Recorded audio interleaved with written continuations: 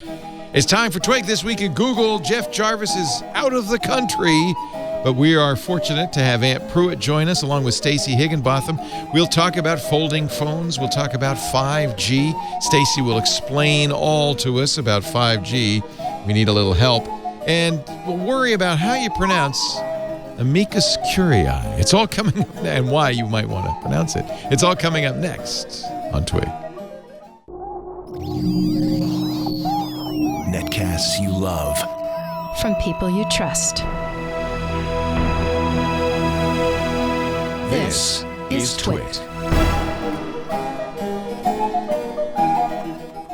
This is Twig, episode 497, recorded Wednesday, February 27th, 2019. Hermione said so. This Week in Google is brought to you by Thousand Eyes. Companies that run in the cloud rely on Thousand Eyes. It's the place they go first to see, understand, and improve the digital experience of their cloud-based applications and services. Do the cloud right and improve services for your customers and employees today. Visit thousandeyes.com/twit. And by Capterra. Find the right software for your business with over 750,000 reviews of products from real software users. Check out Capterra's free website to find the right tools to make 2019 the year for your business at capterra.com/twig. It's time for Twig This Week in Google, the show where we talk about the latest news in the Google-verse, which really doesn't mean just Google, but Facebook, Twitter, the internet as a whole. We also talk a lot about journalism and media. Jeff Jarvis, our journalism guru, is taking the week off because he's in Oxford, England, and he says, I don't have good enough internet to do the show. But Stacey Higginbotham is here, and she apparently has taken over Jeff's wood-lined paneled study. So, hi, Stacey, from Stacey on IoT, and at Giga Stacey on the Twitters. She has a great podcast too on the Internet of Things about Chromebooks. Kevin Toffel. There, I got two plugs in one. That was nice. And that other long, tall drink of water there, that's Aunt Pruitt. He is contributed to Tech Republic and always a welcome visitor to our shores. Hi, Aunt. Hey, Mr. Laporte. Great to see you. Likewise. Thanks for having me. Yeah. None of us were in Barcelona over the weekend, much as I would have loved to, but that's what happened with Mobile World Congress. Microsoft announced its new HoloLens 2 and finally just gave up on the idea of making it a consumer product and said, nah, it's all about business. And I had an insight earlier today on Windows Weekly that I think I'm just thick, but as a tech guy, I kind of think about the gadgets, the products, the shiny stuff, and less about the backbone. And what I realized is this HoloLens 2 announcement was really put it in high relief for me, is Microsoft makes these things not because they want to sell these things, Surface, HoloLens, even Xbox. It's not so much about those products. Yeah, sure, they make some money on them. But really what Microsoft is, and they've never changed since day one, was a platform company. The platform used to be Windows. When Satya Nadella, their new CEO, came along 5 years ago, he said, this Windows desktop operating systems don't have that much of a future. You know what has a future? The cloud. And he said that our new platform is the cloud, is Azure. And now, if I contextualize it there, HoloLens makes a lot of sense because all throughout the demo, they're talking about the enterprise uses of it, which require Azure and Dynamics 365, their enterprise business platform. And then suddenly, it all kind of makes sense to me that that's really what HoloLens is all about. In fact, they really established how open it is because they showed one person wearing the HoloLens visor. It's an augmented reality visor. And he's working on an engine. And somebody else is using an iPad to see the same thing, which Microsoft would never have said that in the past. But it's really a platform for them. So I think that's really an interesting, to me, that's an important insight because it tells us why Microsoft does what they do. And and it's, in addition to being a platform for it's an AR platform. It's not just a platform for heads-up displays, right? Right. So if you think about it across a number of devices, they're just trying to figure out what what do people want to do with it? What kind of software designs do we need to think about? How will people interact with it? Absolutely. But they realize that ultimately, whatever the design is, however people use it, it will all hook up to their platform, which is Azure, right? And they showed a conferencing thing that, uses Azure. They showed remote, telemedicine. It's all Azure based. It's all in the cloud, and that's really what they're selling. That's the difference between a company like Microsoft and the other ones. It's not about viral. It's about legacy. It's about, who's going to be here, 10 years from now, 20 years from now. And that's the type of thinking you got to have and not worry about the big hit right now. So it's going to stick around. As we know, platform is kind of a nice play. Microsoft got really big by creating a platform that other people used. And somebody once asked Bill Gates, well, you didn't really get extract the maximum profit you could have out of Windows. A lot of other people made money on Windows. He said, actually, that's the measure of a platform, that the partners make more money than the platform creator. But the good news is the platform creator gets a chunk of all of that. Yep. And the reason I've been thinking about it is because Apple, which was a device maker and made all its money on devices, is faced with this issue going forward that their sales are slowing down and they don't have the next big thing. And they're doing the same thing. They're suddenly pivoting to the cloud. They're saying the future, don't pay attention to device sales anymore. The future is revenue per customer based on their use of our services. And services is really just another word for cloud. And that kind of all makes sense to me. With regards to Apple, I think it's more along the lines of they're saying, you know what, we made our phones a little too expensive and people are not going to buy them every other year. They're going to buy them every 4 years or so at the most. So let's find a way to keep the shareholders from panicking and saying, hey, we're focusing more on the ecosystem, Well, Microsoft must have enjoyed the Samsung event a week ago and other announcements at Mobile World Congress, because suddenly the iPhone is no longer the most expensive phone by any means. Samsung's Galaxy Fold will start at almost $2,000, and this is the Huawei Mate X, and it's going to start closer to $3,000. And so I think that's good news for Apple. It establishes a new kind of price point way out there, so Apple might not look like the most expensive player. What do you think of these foldable phones? Stacey, do you want one? I do. I want one so badly, but I can't justify the price. Yeah. I think initially it'll be one of those products where people will buy it either because they have more disposable income than anybody or because they want to show everybody that they have more disposable income. Because it'd be very obvious if you took out a Mate X from your pocket and unfolded it, oh, that guy's loaded, right? That's a status symbol. How about That's what you? They used to say about the iPhone. Right. It is, but it's no longer, is it, a status symbol to have an iPhone? Because everybody's now got one. Anybody has an iPhone. So what do you think, Ant? Are you as a photographer, you must be no, he's shaking his head. No. No You lost me at phones for you? $2,000. Yeah. You lost me at $2,000. see, If I'm going to spend $2,000, I can go out and get a Sony A7R2 right now. That's a camera, a very nice camera, by the way. Right. And that's not even the newest model. Right. Yeah, but on the other hand, if you think of this as instead of just an accessory, your phone, as one of your primary, if not your primary computers, then is it too much? I just bought a MacBook Pro, which is a fancy, expensive computer for like $1,800. Oh, so it's even more no. than that. No. Yeah. Yeah, but you That's- can't fold your MacBook Pro up and put it in your pocket. But I also can't run Premiere Pro on that thing either. Yeah. That's going to be an interesting thing. In fact, that's one of the things we talked about on MacBreak Weekly yesterday. Apple, the rumor mill says Apple's moving first to ARM chips in the next couple of years, and then second to a unified operating system, iOS and macOS. And at that point, Adobe will develop for all three, I would guess. So you would be That would be cool. Yeah. That would be cool. But I look at, this is my opinion when it comes to these OEMs and these high price phones. You're putting all of these specs in there as if the mass market is a bunch of power users. Right. And I can't assume that the mass market is power users. Everybody is out there just taking selfies and sending Facebook messages and WhatsApp and all of that. They don't really need that much horsepower. They don't really need all of the extra pixels on the screen. Now, if you want to be a content creator or what have you, I get that. But at the same time, it's still a dadgum phone, and it shouldn't cost me more than $1,000. Well, but don't these companies, I mean, in order to move forward, they're going to develop phones that are very expensive initially, and the price would come down. If they said anything new we do has to be affordable for the masses, we wouldn't see a lot of new developments, would we? Well, so yeah, there's that.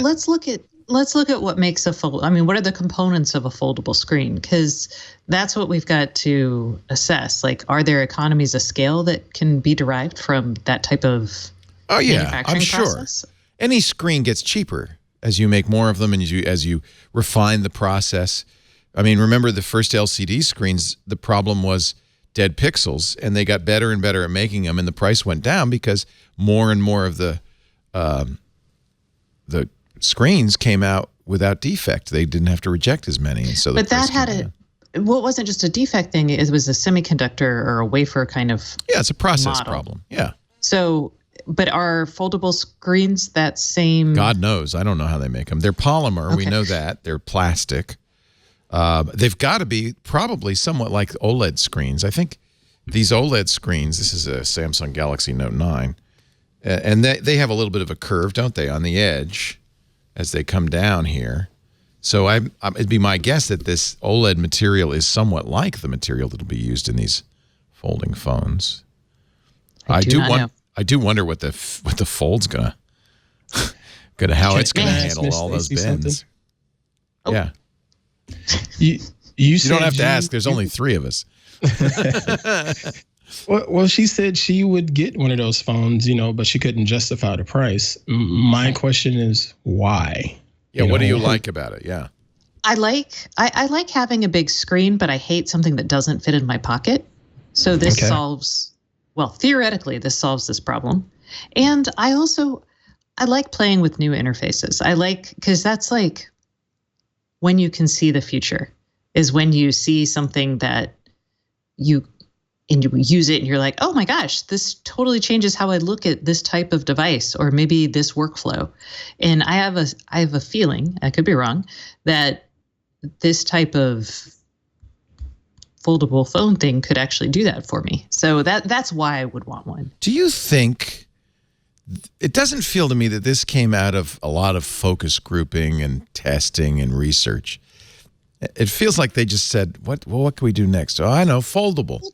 No, phones have had a very real constraint. Like as they got bigger and bigger, people started complaining more about them not fitting in their pockets and all of these other things, but people still bought the big screens because they like the big screens. Mm-hmm. So, I mean, there is an actual, I don't know if it's really a problem per se, but there is an actual need for something that does this. I do appreciate the innovation because I was getting smartphone fatigue because everything pretty much looks the same for the last 6-7 years. You go to a store and say, show me your flagship phone. It's going to look like the one that's right next to it is not a flagship. One glass slab is much like the other. Yeah. Yeah. So, I mean, I appreciate the innovation, but I just don't see the need for the fold. I just don't. And we might be in this area of kind of wacky interfaces, wacky new designs. There was I can't think of the name of the phone that's a watch. Oh yeah, a bracelet. Yeah, there were a couple of I think of them as slap bracelets. There are a couple of phones that you wear around your wrist. Here's one from TCL. This is a concept, so not available yet. In fact, this was the year of goofy, weird designs, and again, I don't feel like these were in response to demand. These are more like let's throw spaghetti against the wall and see what sticks. Well, yeah, but no one demanded the Amazon Echo, for example. Right. And I feel like right now, and especially when we think about 5G and not like super hyped 5G, but think about where we are we have really ubiquitous, fast broadband connections pretty much everywhere, either mobile or fixed. We've got computing that is incredibly powerful, power efficient, both in the cloud and on the device. And so if you start, and now we're pulling all this contextual data from applications and sensors around us and doing things with it, it feels like we're ripe for some sort of new innovation in like a paradigm shift in computing. And I hate that phrase, paradigm shift, but I think it could happen. Would you wear this? Look at this. This is Nubia's Alpha Watch. It's a phone. It's a watch. It looks actually almost steampunk in its design. I would not. Yeah, I think it's kind of bizarre. I would wear something like that if there was like a hearing component, like a in-ear. Look at this. This is the. Oh yeah. Now that's, it really. That's like my wrist size right there. Yeah. Now it really does look like something steampunky. Wow. Yeah. Maybe the wrist isn't the right place to put this display. I'm just saying. And it's tough. And what about why do you need? You're trying. You can put a display anywhere, and what becomes really exciting is when you have, I think, the interface mostly in your ear and a display anywhere you need one is personally what I'm excited about. What about a heads-up display? I mean, the HoloLens right now is ridiculous. You're not going to walk around wearing that. But this is early days. What if they got it down to the size of something like maybe some... The North glasses? Yeah. I always refer back to Daniel Suarez. Yes, exactly. In Demon and Freedom. That's exactly right. Yeah. I would take that any day because the way it's described in the book is those glasses look like just regular high-end stylish glasses, but I don't think anybody's been able to do that just yet. It's early days. HoloLens at least is fully encapsulated. There's no tether. There's 3-hour battery life. Okay, that's low, but the full computer and everything's in the band. It is heavy. I have worn HoloLens. The new one's 3 times more comfortable, Stacey. 3 times, eh? That's what Microsoft says. Yeah, 3 times more comfortable. It's more like a hat now. Remember when you put on the original HoloLens, it was a lot of knob twiddling and fiddling to get it to fit. Yeah, you had like this Frankenstein. Yeah, they don't do that anymore. It goes on. It's much more comfortable, apparently, and it's more balanced. I think it's probably not much lighter, but it's balanced, and that's kind of... That's true. There was a lot of weight on your nose. You don't want it pulling you forward. Yeah. But I see, because I go to these industrial user group conferences, I actually see people using the HoloLens. Right. Get demos of that, and I've changed out weird chassis, like swapped out things using HoloLens demos where they're like... And it's very effective, and it is super cool, and I can see why Microsoft is investing here, and there is demand for that sort of thing, Absolutely. especially on the industrial side. Yeah, and we know Google Glass still sells in industrial applications. It's a little lot. It's not a heads-up display as much as like a monitor over your eyebrow. Yeah, I remember going to Mobile World Congress. It was the only time I went. I think it was 2016, and there was a big company. I think it was Fujitsu that showed off just having some type of little Google Glass looking device on. And you're basically a line worker at a factory, and you're able to do your inventory and inspect the parts and things like that just from looking at it. And I thought it was pretty outstanding tech and could be used everywhere with these big manufacturing companies, but I don't know who's all buying into it. And now it seems like that would be perfect for HoloLens stuff. That's what they use it for. So like Emerson, who else is like Emerson? Honeywell. Trying to think, not Xerox. Tetra Pak, actually. The people who make the aseptic milk containers. Mm-hmm. Tetra Pak actually uses HoloLens in their factories. For it, a lot of times it's used for training or repair of machines. So understanding what's happening inside a machine. It's all part of like Microsoft's digital twin product. I don't know if you guys are familiar with that, where they've got a replica of a really big, expensive machine and all the sensor data comes into that. Yeah, that's what they showed. People learning how to repair. They showed surgeons learning how to do heart surgery in the operating room, just reviewing the procedure and then doing it. I think there's there's huge amount of use for this. But I'll tell you where I feel like we are. We're in the maybe the 90s or even the 80s, when we saw a lot of technologies like the Newton in the palm and internet technologies and other converging. And it took 10 years, but by 2007, they converged onto the iPhone and BlackBerry and they converge. And now, I mean, that 10 years later, it's completely changed computing, how we use computing, how we think of computing. It's a huge shift. I think we're at those early stages where you're starting to see the convergence of new technologies coming in. When you have voice-activated technologies, that's going to be critical for user interface, because user interface on any of these is very difficult. You see voice-activated coming in. You see screens in a heads-up display or a variety of places, experimentation with where a screen would be, because you do need a readout of some kind. My money's on a heads-up display, and you do see a lot of those. You see artificial intelligence, too, and that's, I think, going to be very important, because any wearable has to know a lot about the environment, just like a self-driving car has to know where it's going. The wearable, and I think all the demos right now are in very constrained environments, just as all the speech demos are very constrained vocabularies. But once you evolve these things, imagine having the same kind of heads-up display you have now in a factory floor in the arbitrary real world.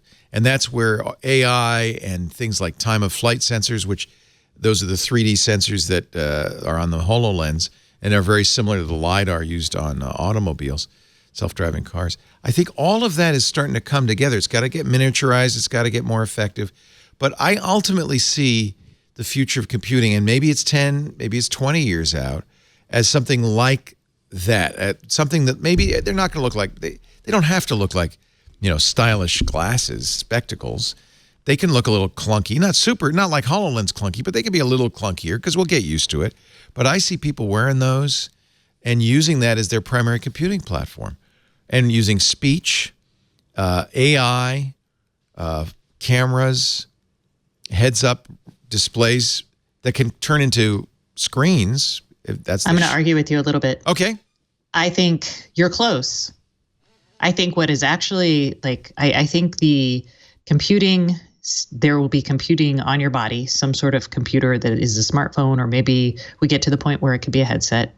We're not there for a while. Yep. But I think what happens with displays is actually anything around you will be a display. We'll get a standard that has it interact with you, so you can pull up your display in front of you on any screen. So many surfaces will become screens, either projected. That's right. Interface with them. That's right. And by your proximity, you'll make it yours. Right. I completely agree. That's my hunch, because I think the HoloLens and those kind of heads-up displays are good in industrial. They're very expensive. You do need a lot of computing power to do that. And they solve a really real problem, but it's not a real problem that we all have every day, I don't think, today. So. Well, it's not that it's solving a problem. It's ubiquitous computing, right? We're moving in that direction. Yes, that's why I was talking about that whole paradigm shift. Yeah. That's ubiquitous computing. To me, though, there is a data point with these foldable screens, which is we do want better screens wherever we are. I think you're right, that maybe that whatever screen is near you is the one that you use. And if screens are everywhere, then it won't matter if you carry one with you. But you will carry a personal computing device of some kind that knows your preference. Maybe not. Maybe that'll be a mesh that's everywhere. And when I get because privacy, right? You want to keep it to yourself. Privacy, lack of standards. Yeah. That we're not going to get there. Lack of standards would be a real hardship, and that might even be the hardship with the screen thing. That is the hardship with the screens. Yeah. But that is one of the hardships. But we know computing's moving to the edges. We know ubiquitous computing is the trend, and I think looking at new interfaces is really what's going on right now. And I think wearable glasses makes a lot of sense. Earpieces, certainly it's the stuff of science fiction. You see this in science fiction all the time. Just as you saw the iPad in 2001, not the year, the movie. The year was 1977 or something like that. Yeah. All right. That was our speculative section. That was Leo goes off on a speculative tangent. There are also camera phones now. Ant's a photographer, like the Nokia PureView, which is I'm calling it the spider phone because it looks the cameras look like a spider's eye. It looks like there's 7 cameras. There's only 5, but there's a flash and there's some other sensor in it. But it's really, I mean, it's kind of creepy looking. The Nokia 9, and I presume because Nokia's PureView, that was the one that was 41 megapixels on the Windows Phone, right? That was their brand for that. That's correct. That they're probably, each of these 5 cameras is a 12 megapixel sensor. 2 of the 5 shoot in color. The other 3 are monochrome. And the idea is you can then merge these shots into one ultra detailed shot. What do you think? I love the idea. I wonder how efficient it is because essentially that's what Apple and Google are already doing right now with their that's right. camera technology. So I'm guessing having that additional hardware supposedly makes it easier to do that stuff. But I don't know. I'd like to see it in action. I hope it doesn't go by the wayside the way that Lumia did, years ago. I want you. Yeah, that's right. Yellow phone. Did you ever have a Lumia? I know one person that had it. Yeah. I tried it for, when it was time to switch phones, and I remember playing around with it in the store. But Windows Phone just didn't do anything for me. So look at these images. Now, of course, you're looking at them over a Skype connection, and this is a web view of it. This is The Verge. I thought what's interesting about these is the color is very neutral. It's probably super accurate. The details, which is a good thing when it comes to processing images. You want that leeway, right? The colors on most camera phones today, Samsung's a particular violator. These are ultra bright, popped, over sharpened. Mm-hmm. Yeah, because it makes people happy, right? Yeah, but Samsung knows who its market is too. They're going after the people that likes all the bubbly stuff, and gimmicky stuff. This is really it's not interesting. just bubbly and gimmicky. It's just, it looks good even if you're a sucky photographer, which that's the key. That's Instagram right there in a nutshell. Well, you said it, not me.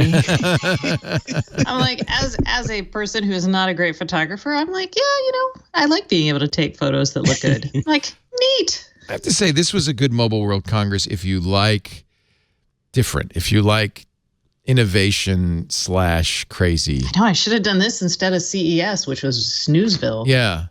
Well, a lot of tech conferences have been Snoozeville over the last few years because we're jaded and old. We're at peak. We're kind of at peak phone, peak computer. Here's Oppo's version of the foldable phone. They've gone the Huawei direction of having the screen on the outside, not the inside. Oppo. See, I just think these are so neat. Yeah. The thickness is what I question, though, because I can remember at one time when everybody wanted a thinner device. Right. Oh, well, yeah. No, right. And they are thick, but again, they're thick and they fit in your pocket. So yeah, what's more important to you, big screen or thinness? To me, it's pocket. I know what you don't want is this phone. This is from Energizer. It has an 1,800 milliamp hour battery in it. Man, I got a press release about that thing, and I laughed so hard. And I'm thinking, who in their right mind wants that? Oh my goodness. This is Vlad Savov from The Verge. That's my trade show phone. Yeah, well, it's a phone if you had to go to the Antarctic or something and were unsure about where you'd be able to charge next. It's so weird, though, when you look at this picture, is it looks like they've kind of just glued a regular smartphone on top of a big battery charger. Battery, yeah. And I bet you that's what it is. You can even use this as a battery charger. Isn't that so weird looking? Energizer has surprised me because at CES they were showing off, it's the company that does Monster Cables. They have the licensing deal for Energizer for smart home products. So they were showing off, connected outlets, connected doorbell cams, connected light strips for like very cheap. And I was just like, Energizer? What are you doing?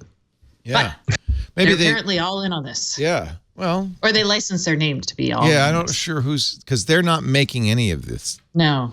So maybe they're just licensing their name. Then there's companies like LG, which really didn't do anything new or different. And then they don't get the coverage, right? It's got You know, well, this has a time of flight sensor in it, the thin Q, right? Which is that required is for true good Face ID? I think so, maybe. Yes, because it gives you depth, right? So it can't be fooled by like a flat photo of the person. And I have to say, as I said, I ordered the Samsung Galaxy S10 Plus, and I'd be very interested. They are using an ultrasonic fingerprint reader as opposed to an optical fingerprint reader, and they do it through the screen. And everybody who tried it said it really works. It's fast, and it's not super picky about where you put your finger. I think that's great. Yeah, able to get your grooves. Get your grooves. Get the grooves on through the ultrasound. And ultrasonic sensors are cheap. Oh, are they? Interesting. Well, I don't know about theirs in particular, but in general, they've been around for a long time and they're pretty cheap. Let's take a break because I think the real story at Mobile World Congress is all about 5G. And Stacey Higginbotham is our 5G guru. At least she knows more than I do, which is not saying that much. But and me. There's a lot of announcements, including some steps back. We'll talk about that in just a second. As we continue this week in Google, the Jarvis-less version. It's a whole different show when Jeff's not here. There is no media discussion. And I don't say that in a bad way. It's just a different show. But he'll be back. No Article 13 and 12 or 11? I checked just to see. And this is the new European Copyright Act, which is really going to be devastating if it goes through to content creators, people even like us, because Article 13 will require a license. There won't be any fair use or license to use any copyrighted material in anything you do, including news and commentary, and no more memes, no more. We'd have to shut off our feed to Europe. The good news is that there is a mounting drumbeat against it. Some people are already starting to, because there's an election coming up for members of the EU Parliament. There are people saying, hey, this is going to be a litmus test. If you vote for Article 11 and 13, then we're not going to vote for you. That's the kind of pressure we need to exert because it would be disastrous. But so far, last I checked, and I just visited Julia Rada's blog, nothing more since last week. Our show today brought to you by Thousand Eyes. I love Thousand Eyes. I had never heard of them. That's just because I'm ignorant. But I went to an event of theirs where they talked about how their sensors, which are all over the internet, were able to learn all sorts of interesting things about cloud providers and pros and cons to consider when you choose a cloud provider. But Thousand Eyes can provide that same kind of immediate and unmatched view of all the networks, all the dependencies that impact you and your user's digital experience. That is amazing. They shouldn't really call it 1,000 eyes because it's more like a million eyes. There are sensors everywhere from the inner internet all the way out to the edge. Look, we know many of you are going to the cloud. You do gain agility, but you increase risk. And this is scary for a lot of IT teams and companies. You lose a little bit of control. Your stuff's sitting out there. And it's hard when a cloud app or a service goes down. How do you know what went wrong? And I liken this to you're trying to peer through a dirty window, trying to figure out what's going on out there. Meanwhile, you're losing revenue. Employee productivity is shot. You're damaging your brand in some cases. And that's why they have it as a puffy little cloud, right? Because who knows what's going on in there? Thousand Eyes knows. It's like taking a squeegee to that dirty window and suddenly you can see. Instant visibility into the entire service delivery path from the cloud to your end user. And that's not these aren't your little sensors. These are Thousand Eyes. So it includes portions you neither own nor control. Look these are the kinds of things Thousand Eyes sees. It's not like anything you've ever seen before. The story of Thousand Eyes is great. This was originally a research project at UCLA. The founder of Thousand Eyes realized that they could find this great information, this valuable information to any company that's operating in the cloud. And they created Thousand Eyes. Mohit was great, by the way. I met him at this event. They launched at the GigaOM Structure event way back in the day. Yes, they were one of my favorite companies ever, and it was so cool. See, you're smart. So you got it. When they came up on stage, you understood what they were doing. Yes, even before. That's why I put them on stage. Yeah. Oh, you put them on stage? Yeah. Nice. Oh, These guys are legit. I completely agree. Well, thank you for that unsolicited testimonial. Mohit Lad and Ricardo Oliveira, they were at the UCLA Internet Research Lab. They were working on technologies to visualize autonomous system topologies. They got a $500,000 National Science Foundation grant because the NSF knew that we needed to understand DNS infrastructure issues. They decided to start Thousand Eyes in 2013, and man, in that time, they have really done well. And I'm very proud to have a partnership with them right now. I'm just so impressed. Old school IT monitoring does not work. As you probably know, it's passive. It's siloed, right? It's in your silo. You can, or you use somebody's that can only see the data center. That's no use in the cloud. Thousand Eyes is cloud-based software built to help organizations do the cloud right. A massive array of vantage points spanning the entire global internet, cloud providers, right down to the Wi-Fi in your local coffee shop. Thousand Eyes' unique path visualization technology extends beyond any boundaries, allowing you to see, understand, and improve the experience for all your apps, services, and websites. It took me a while to really get what they're doing, but now that I do, I don't know how you could operate in a cloud environment without Thousand Eyes. Join the top banks, the enterprises, the SaaS companies, the world's largest and fastest growing brands that rely on Thousand Eyes to do the cloud and do it right. You want to find out more? Go to Thousand Eyes, all spelled out, THOUSANDEYES.com/twit and find out what you've been missing. They do have a great ebook. This would be good to give to the boss. 5 cloud migration challenges you shouldn't ignore. Great stuff in there. But also browse around the site because there's just some really good information there. ThousandEyes.com/twit. And I'm very pleased to say, and you should be too, Stacey, since you saw it at the very beginning. They're doing great. They're really doing well. Yay. Thrive in a connected world with Thousand Eyes. ThousandEyes.com/twit. I had no idea you had that relationship with them. That's awesome. Yeah. Sorry, I always forget that you're doing ads and I try to interrupt. I'm sorry. No. As long as when you interrupt that way. You interrupt all you want. This doesn't. I'm not in a bubble. I didn't lower the cone of silence. You're always allowed to speak. So, and especially if it's something positive like that, that's always interesting. Yeah, I had no idea. Ta-da! I'm A, old. And no, B, that was 7 years formerly ago. a deep cloud computing person. Yeah, so, yeah. Cool. Okay. Well, so Stacey's kind of one of those nerds who really, we used to call him wonks. Like really loves the nuts and bolts, gets into the details, reads the white papers and stuff like that. And so we're very grateful to her because that way I can ask her questions. Jeff and I will say, what is that, Stacey? And she'll say, well, let me explain it to you. You're Hermione. Isn't she? She's Hermione. Jeff's Harry, and I'm that Weasley kid. I was wondering who was going to be Harry. She's Hermione, and she's just like, wow. You go, okay, yes, ma'am. So now we're going to 5G, and 5G was probably the big banner topic at Mobile World Congress. And when you see things like HoloLens and you see Microsoft talking about cloud, and clearly everybody's kind of, correct me if I'm wrong, Stacey, thinking about 5G, like planning for the future. Yes. The future, though, the road to the future is always bumpy.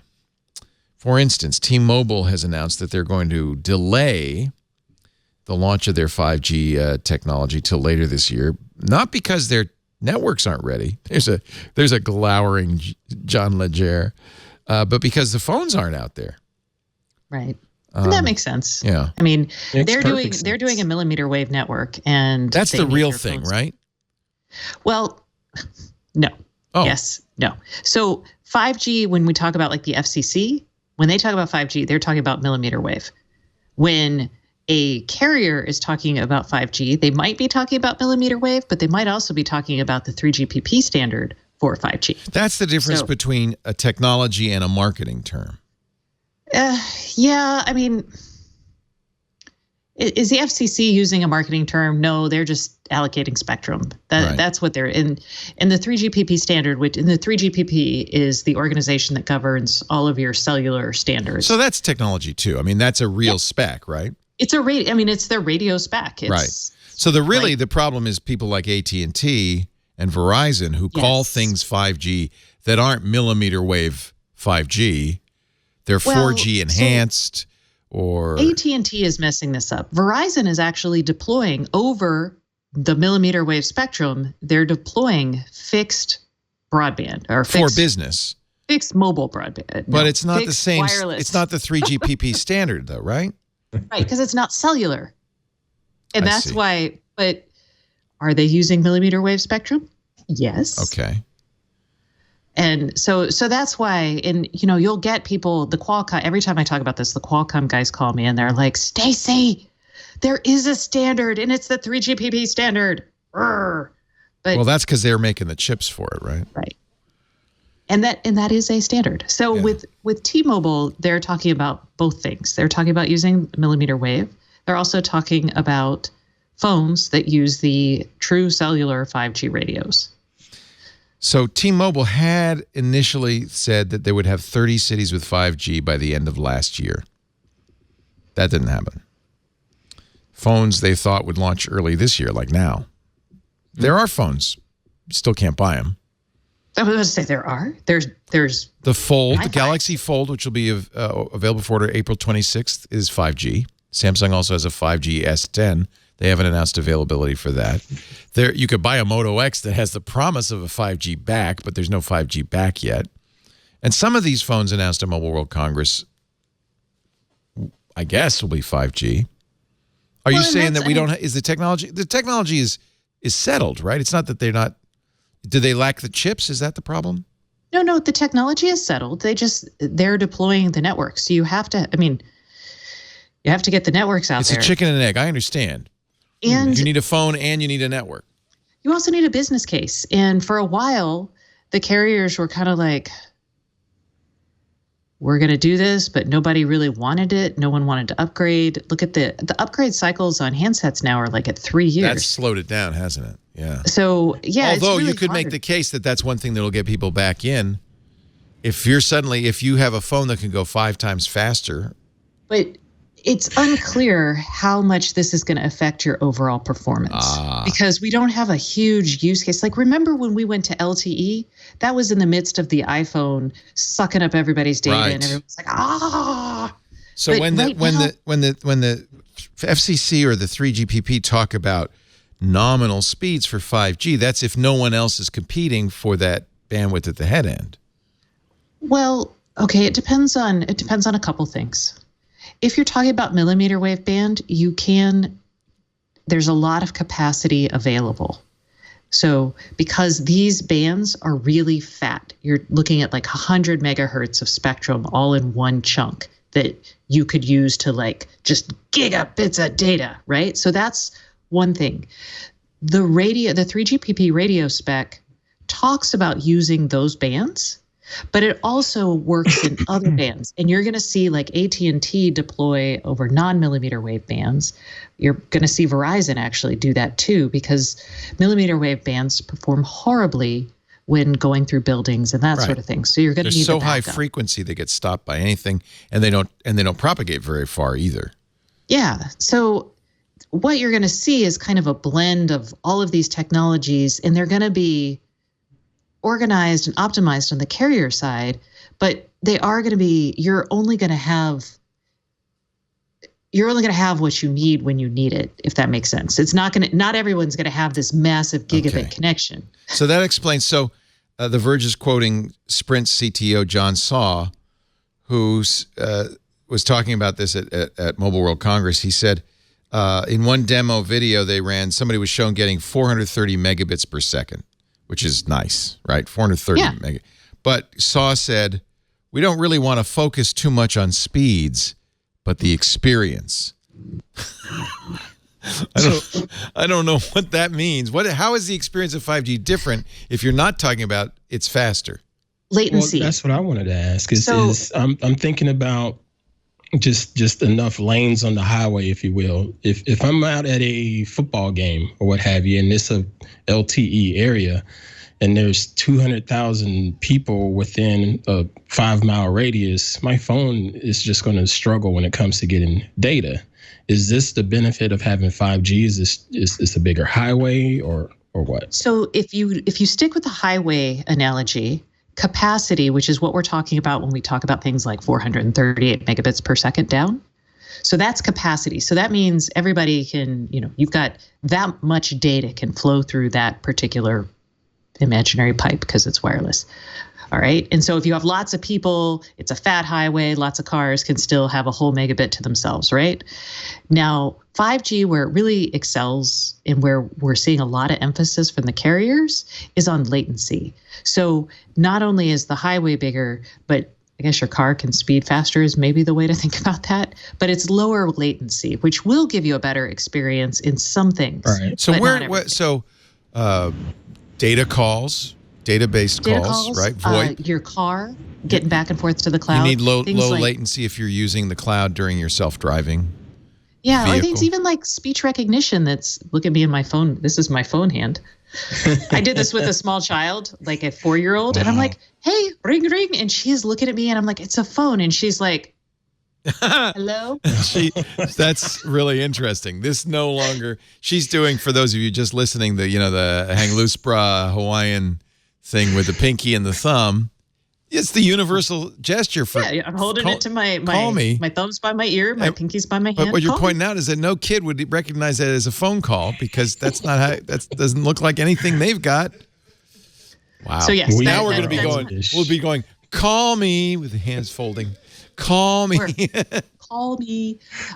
Okay, sorry, that was a total digression from latency, but.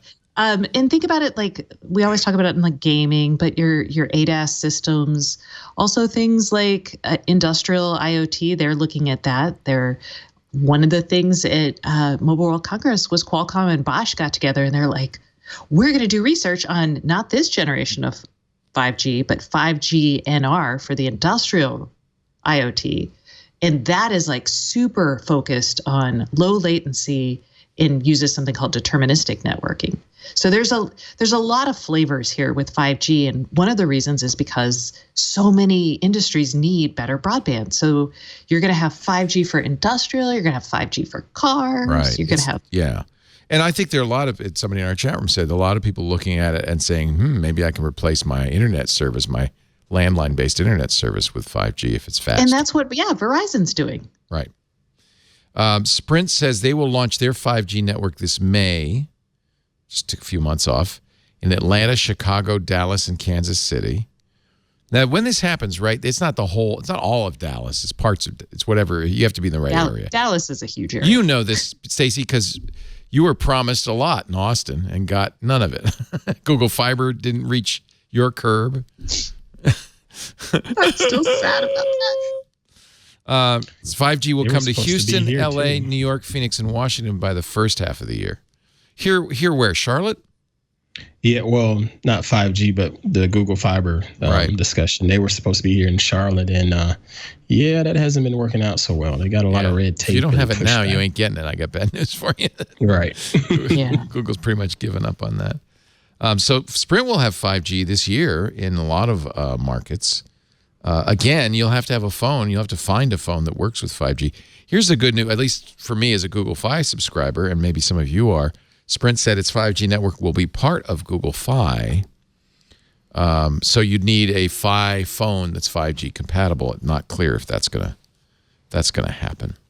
Sprint's marketing chief also said early Sprint 5G phones, this might be a reason not to rush to get a 5G phone, early Sprint 5G phones may not be compatible across networks. That's because there's not like a unified, like we're not sure what, like T-Mo is doing, I think 600 megahertz and something else spectrum for their 5G network. AT&T, everybody is doing different. Sprint doesn't have the spectrum, doesn't have that super high frequency spectrum. They don't need it. They can deploy it over. They're going to put it on their mid-band spectrum. Yeah. Is that CDMA stuff still out there in the wild?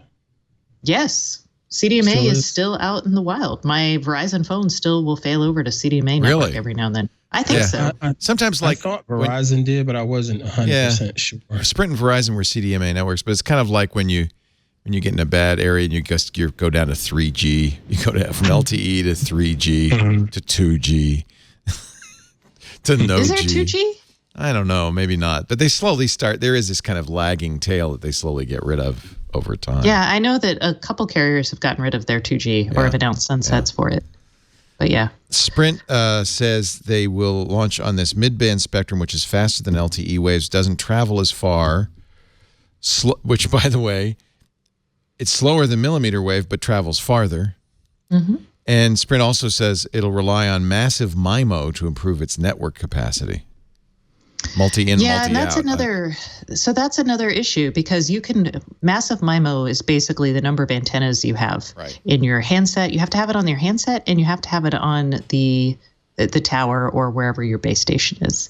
Okay. And in phones today, are we at 2, 4x2, maybe 4x4? And I don't see a lot of devices, especially handsets, getting 16 by 16 There's MIMO. not a lot of room for that. You've seen these massively MIMO, the Mu MIMO Wi-Fi routers. They look like spiders.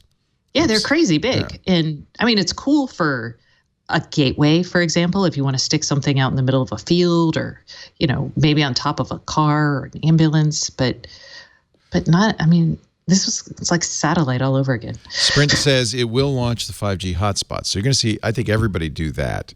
That's what Verizon's doing right now. And that's for home and office, not for mobile. So really, this is a mess. It's not a mess. It's just, we're using the phrase 5G to mean 3 different things. Right. Right.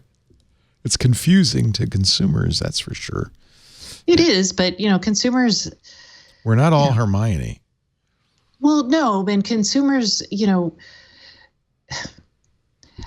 I wouldn't buy. So here's my take for your consumer take. I wouldn't buy a 5G phone expecting anything awesome, nor would you need it anytime this year and probably well into next. At the end of 2020, if you wanted to upgrade, you're going to get something out of it. But I don't think this year you're going to get a lot out of having a quote-unquote 5G phone.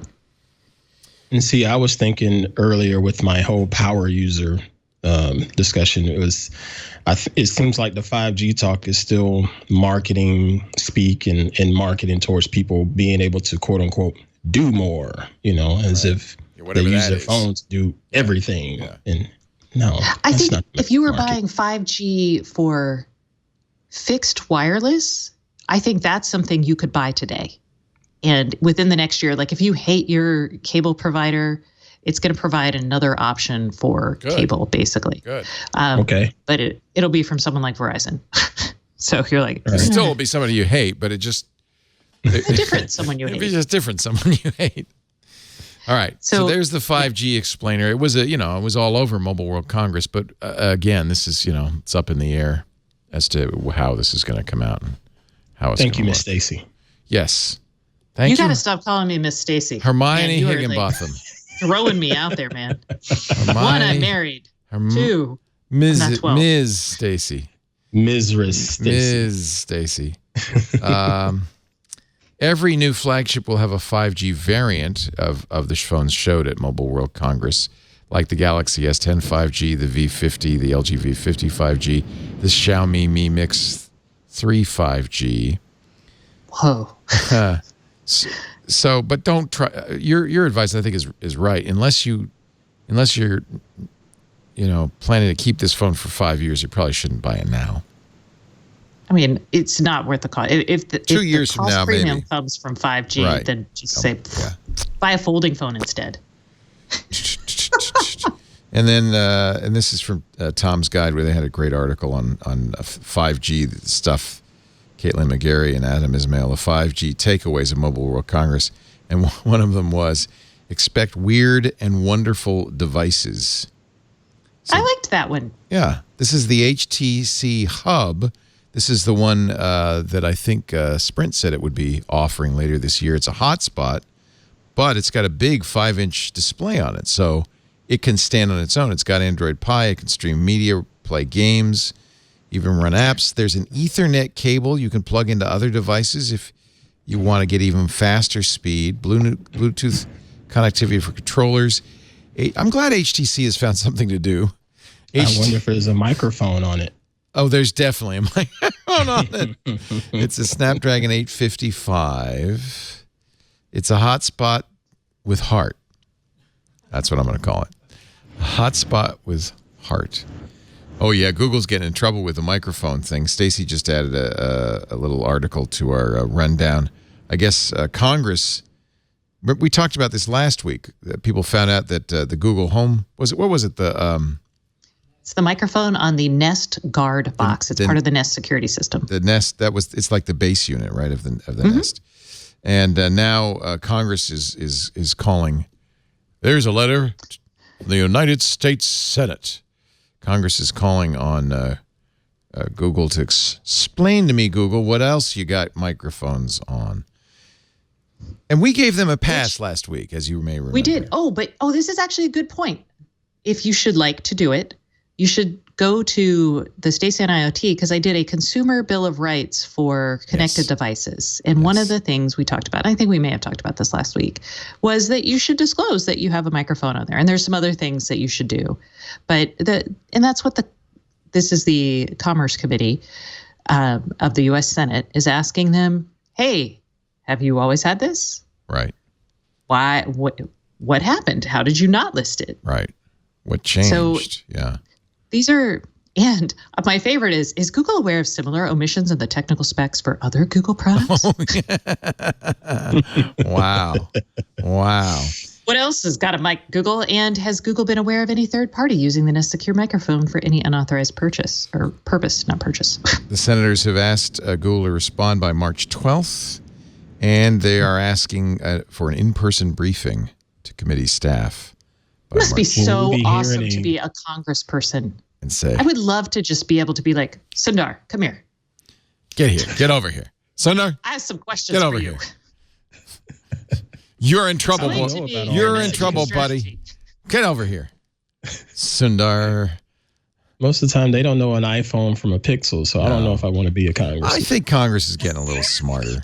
This is younger. the Commerce Committee and the Subcommittee on Communications, Technology, Innovation, and the Internet. John Thune, Roger Wicker, Jerry Moran. They're getting better. I think they're not as dumb as they used to be. Could this be a situation where Google just pleads the Fifth Amendment? Yeah, no, I don't think you're allowed. I think you're allowed to do that. Maybe, I don't know. I'm not a lawyer. Interesting. Google is also facing the Supremes. You remember that Google lost in an Oracle-Google lawsuit. Oracle, this one went on forever Android, and ever. Right?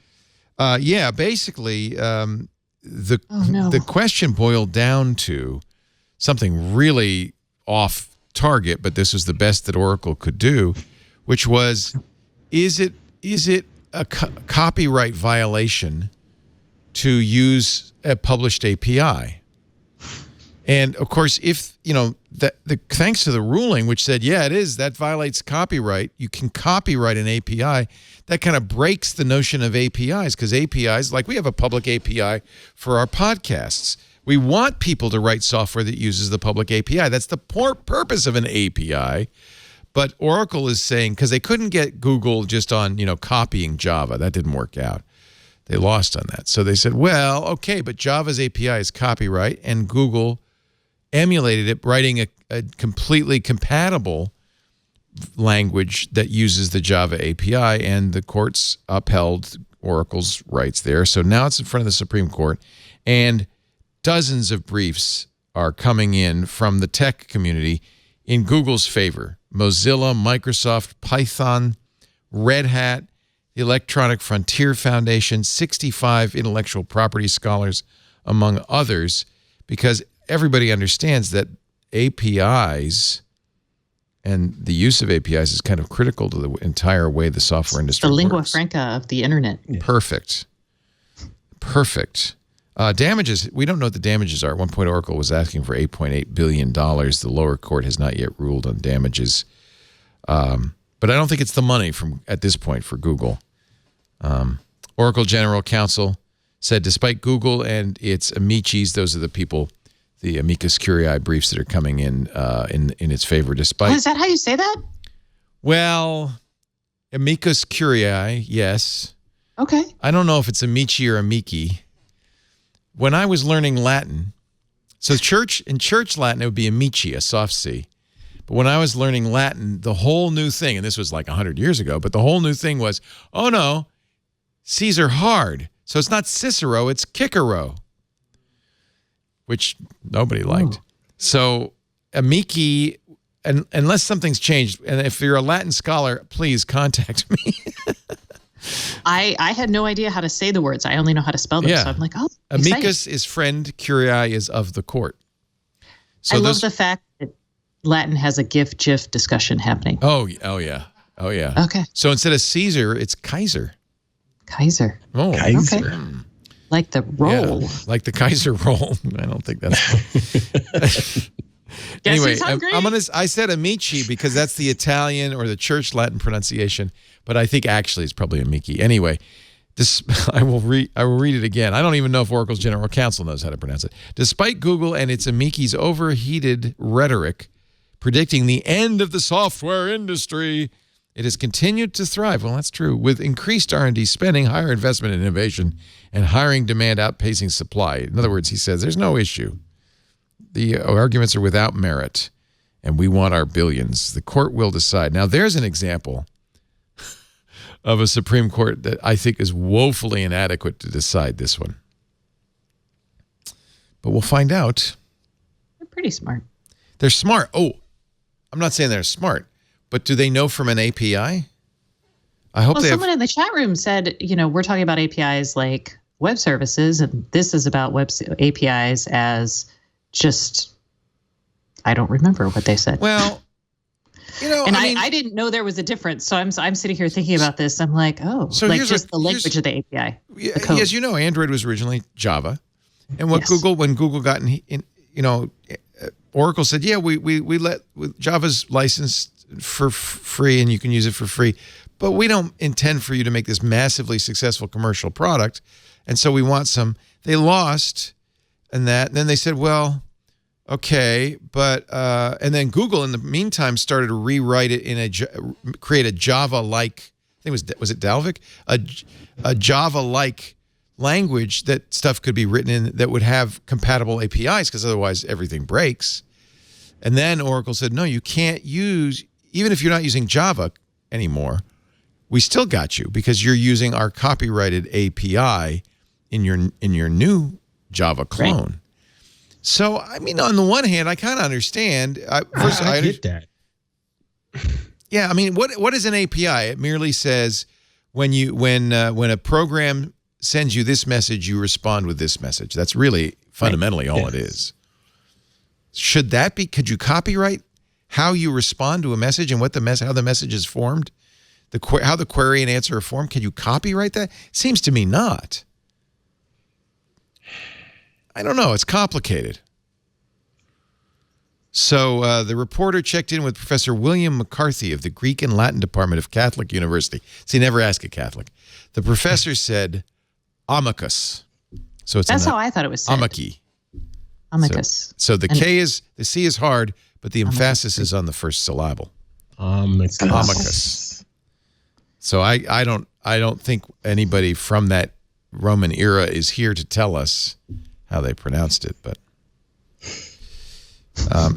presumably they've got clerks who know what's going on, and some of these guys may understand. And you're right. I mean, it can be explained to them in a way that they understand it, and then they can rule on it. So maybe they are. Oh, holy cow! Someone in the chat room just threw up a William Safire column all about this from 1997. It's called "When a Justice Needs a Friend."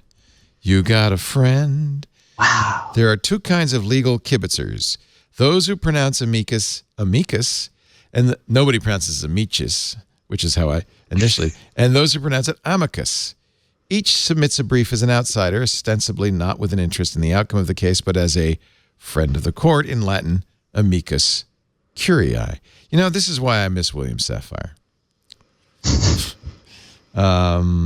Justice Breyer had his own pronunciation. He said amicus. Okay. Well, see, now I don't feel bad. I feel much because I always said amicus. But apparently, William McCarthy. This is the one who agreed Breyer pronunciation was non-standard. The professor preferred amicus. I'm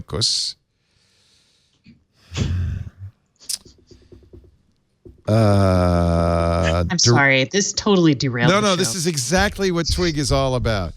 Brian Garner, editor of the Dictionary of Modern Legal Usage and editor of the 7th edition of Black's Law Dictionary,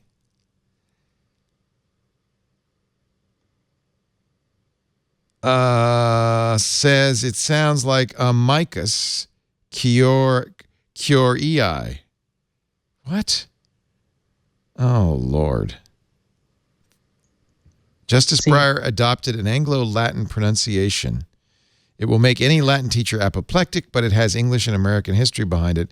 And in the end, that matters more than how Cicero or Cicero might have mouthed the phrase. So glad I have no use for this word in my vocabulary. It goes on. There's a lot more. I don't know if he really comes to a conclusion. I used to love those articles about things like that. Words. I love words. You love words. You're a writer. You got to love words. I'm a reporter. I never call myself a writer. Really? Never.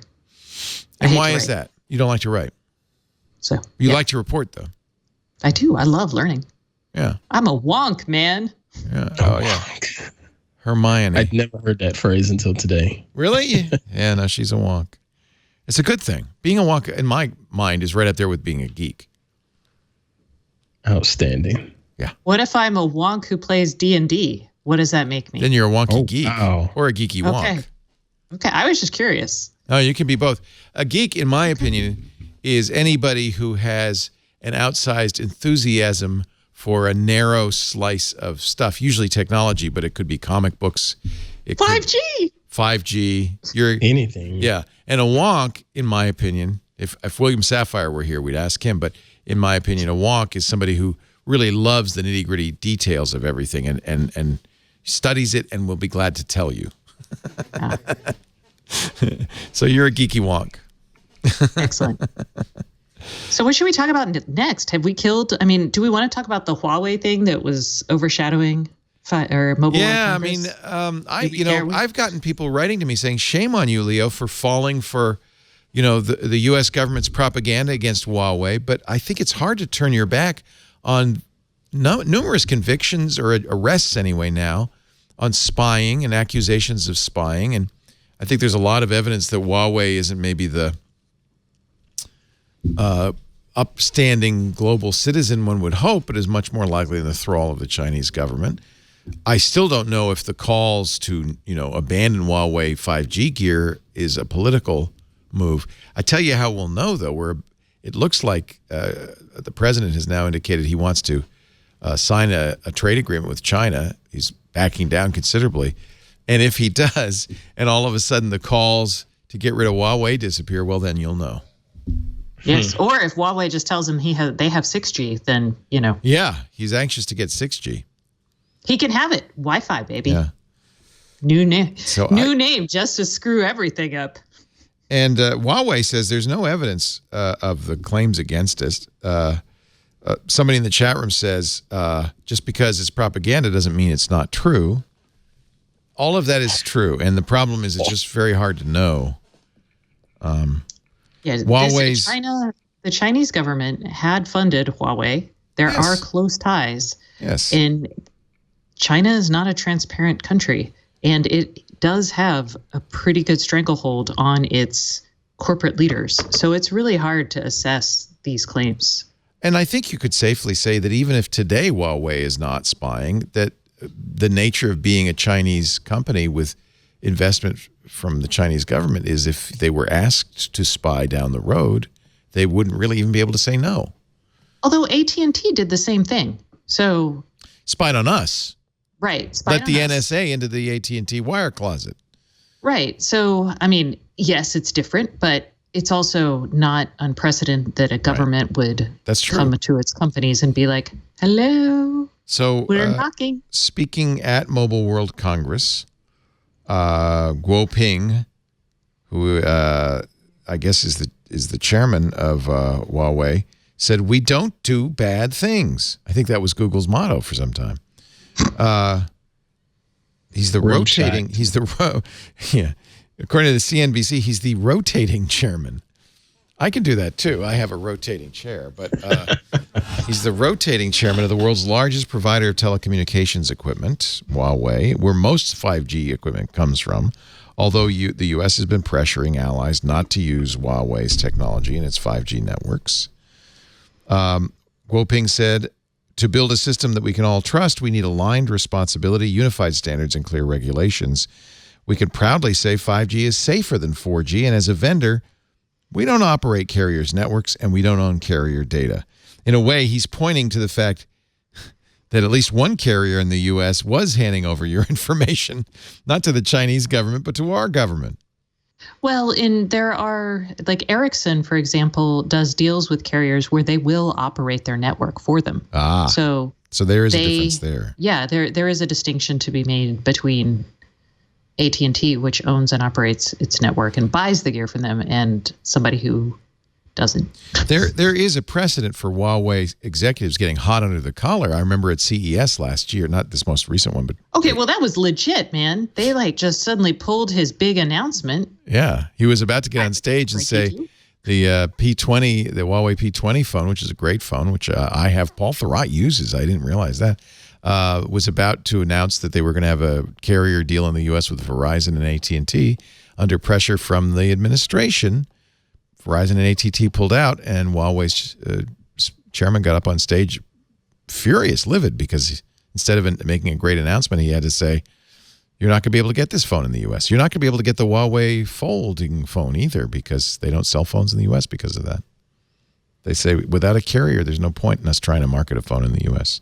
We need a carrier partnership. And that's true. I mean, remember, there was a smartphone before the iPhone. It was the Nokia phones, and nobody in the U.S. had them because the carriers wouldn't subsidize them. Right. And this was back in that day. So It makes sense.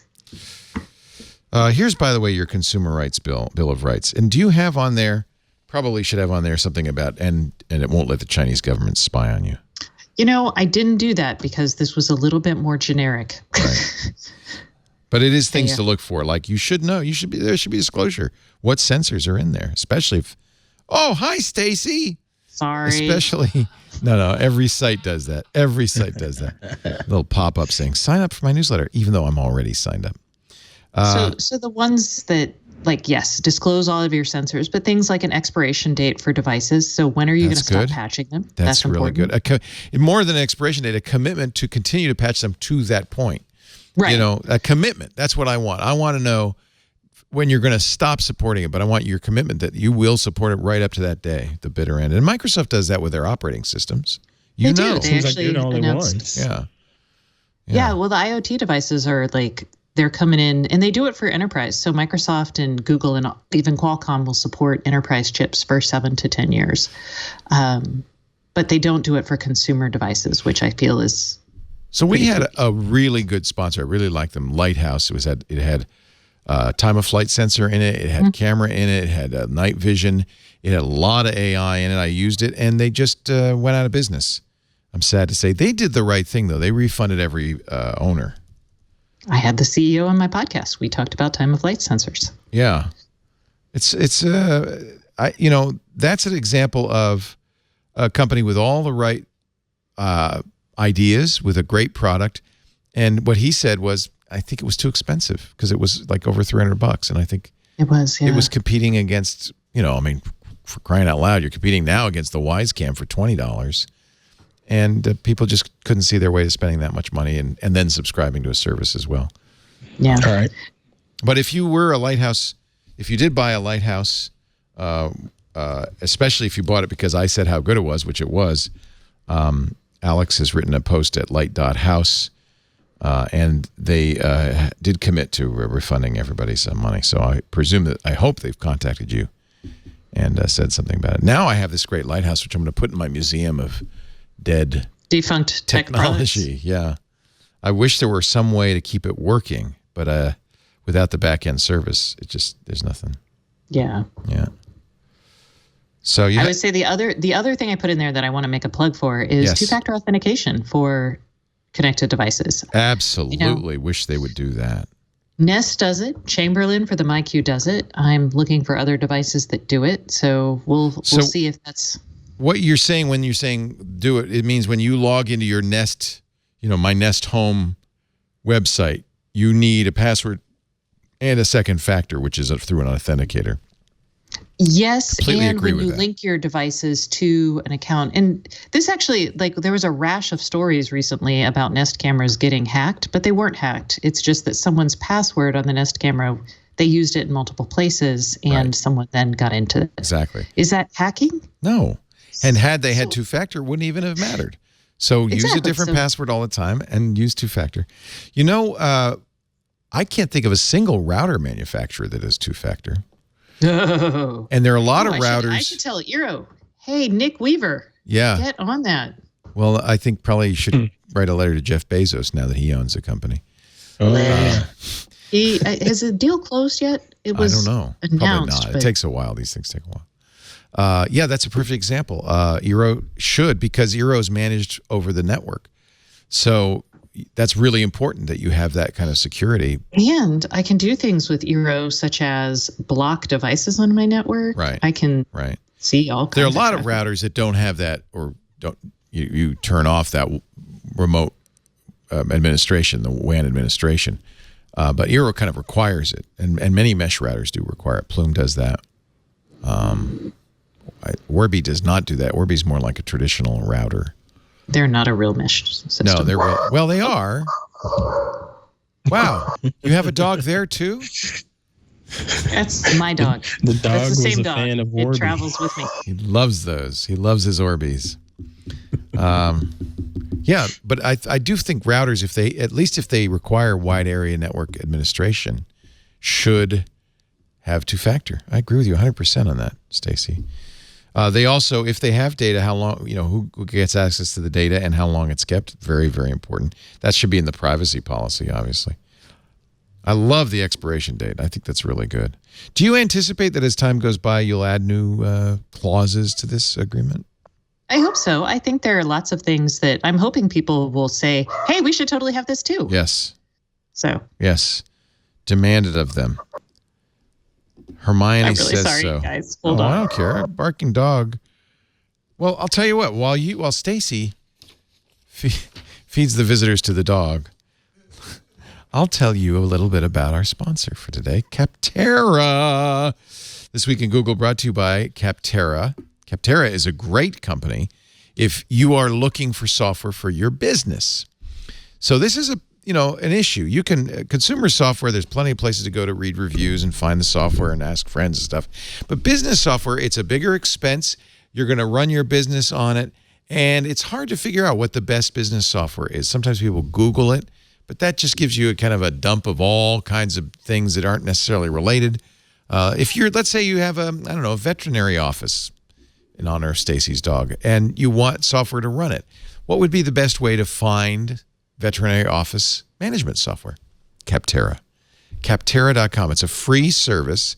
It has over 700 specific categories of software, everything from project management to email marketing to yoga studio management software. But the thing I love best, there are a few things I really like about Capterra, besides the fact that it's free. There are more than 750,000 reviews from actual users, and they're really good with those reviews. They really vet them, so those are reviews you can trust. Plus, they have a really easy way to find the software you want, find the various versions, narrow it down with check boxes to say, well, no, it has to be online, or no, it has to be on premises, or it has to be able to do email as well. It has to be able to make appointments, whatever it is you're looking for.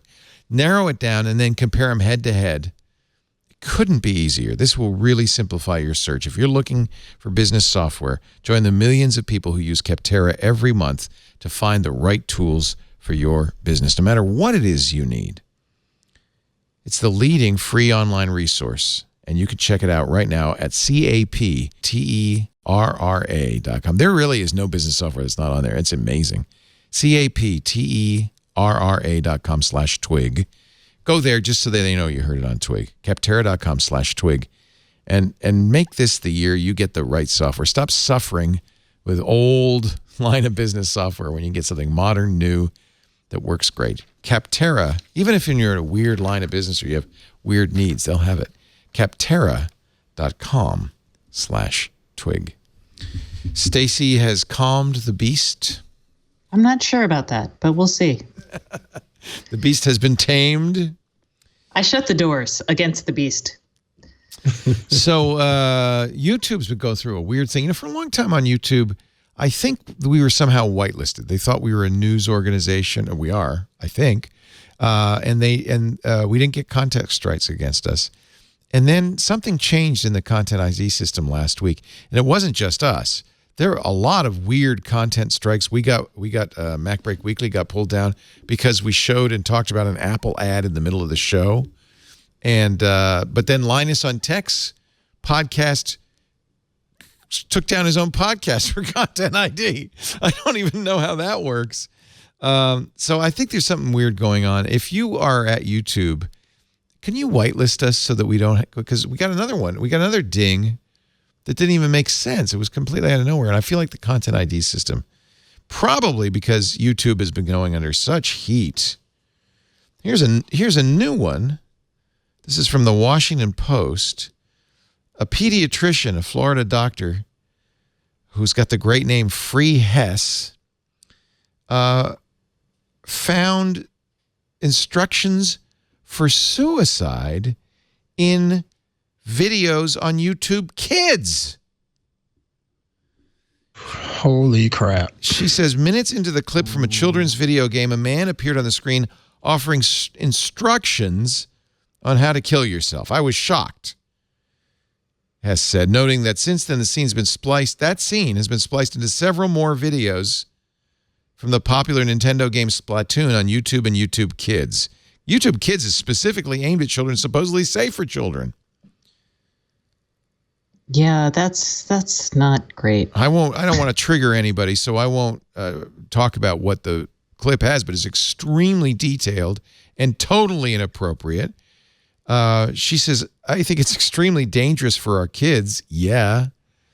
And telling the Washington Post, I think our kids are facing a whole new world with social media and internet access.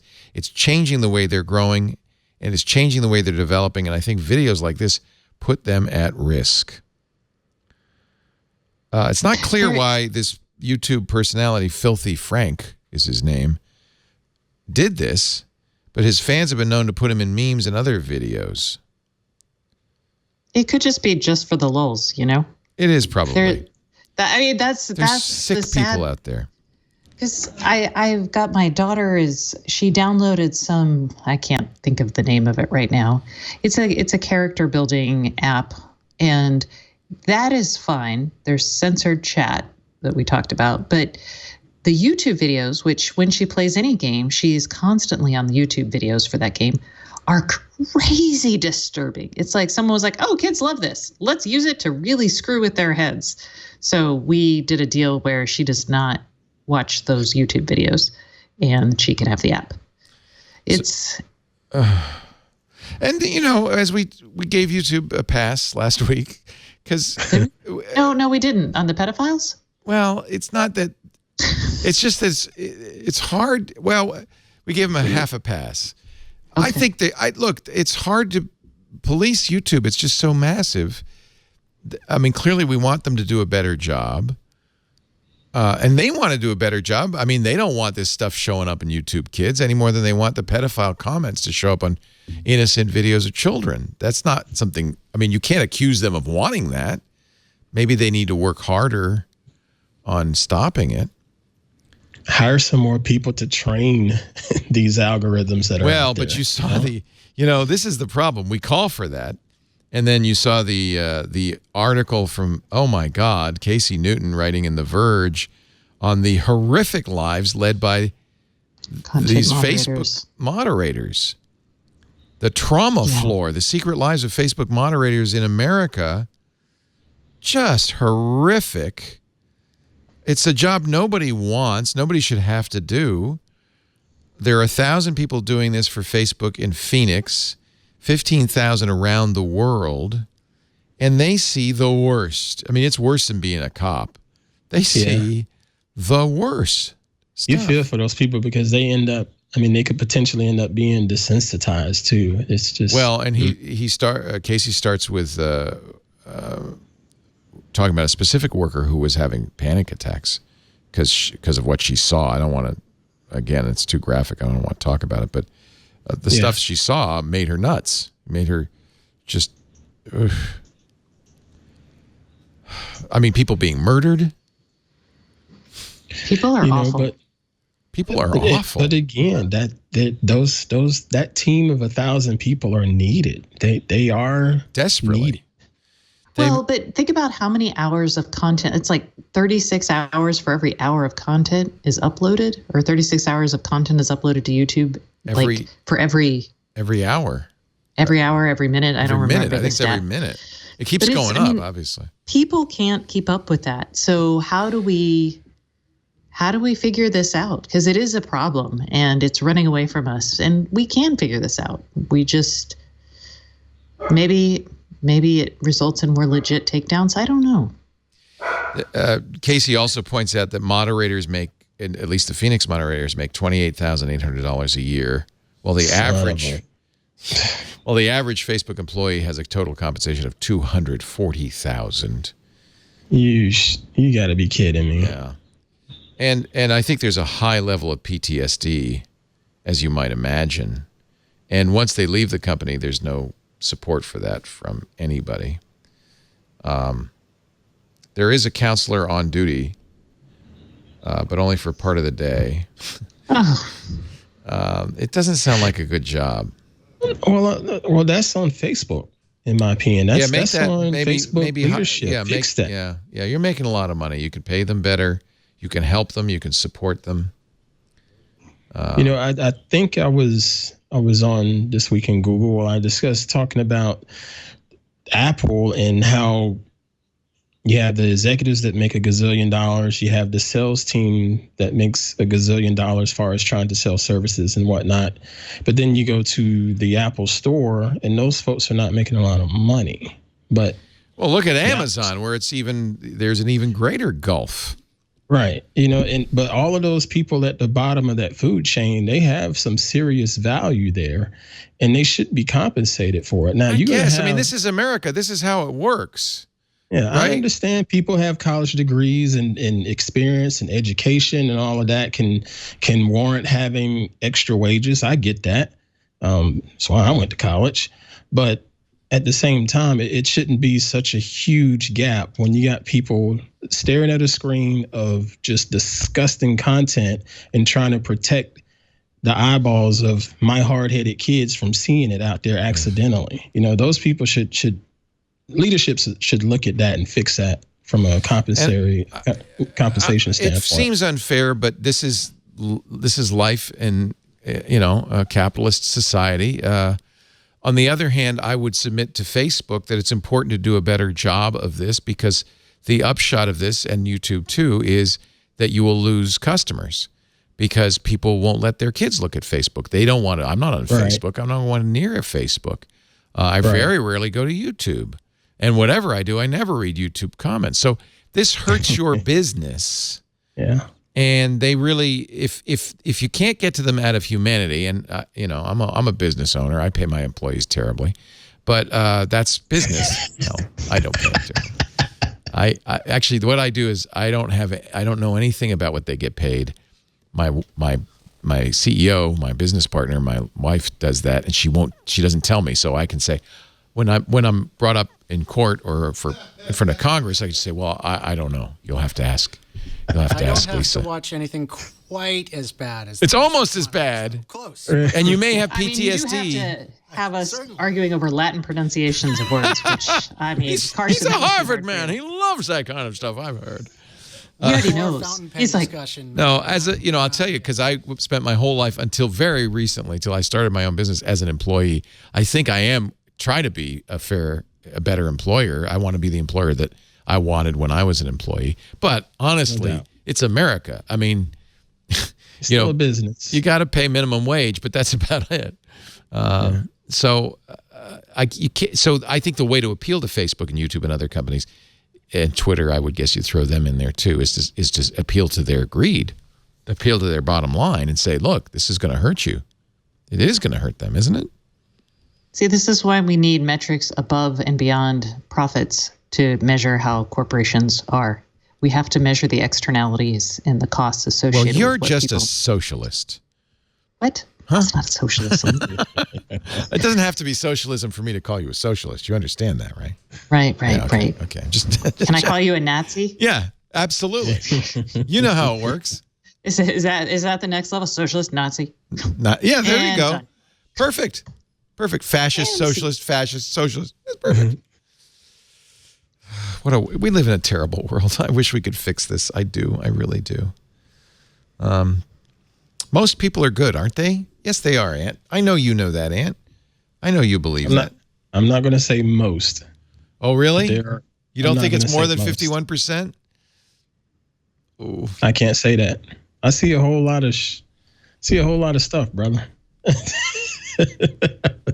I'm just fortunate that I deal with, more than 51%. Yes, try to stick with the good ones. Yeah. Well, that's even more depressing. Yeah, let's take some cheery news. Because I like to believe that. Well, how about this Wall Street Journal article that talks about an app called Flow that women use to monitor their menstrual cycles in order to get pregnant and things like that.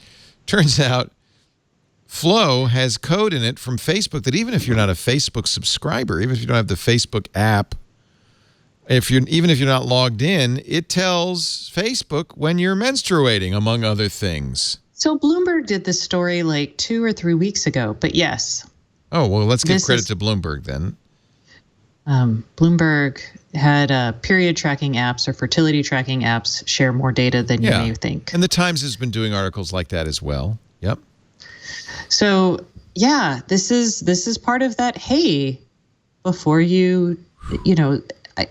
having a clear and easy way to share what data goes out to what people is, really that should be a minimal standard. The Journal right? hired somebody to test this. They found, for instance, instant heart rate, which is the most popular heart rate app on iOS, sends a user's heart rate to Facebook immediately after it's recorded.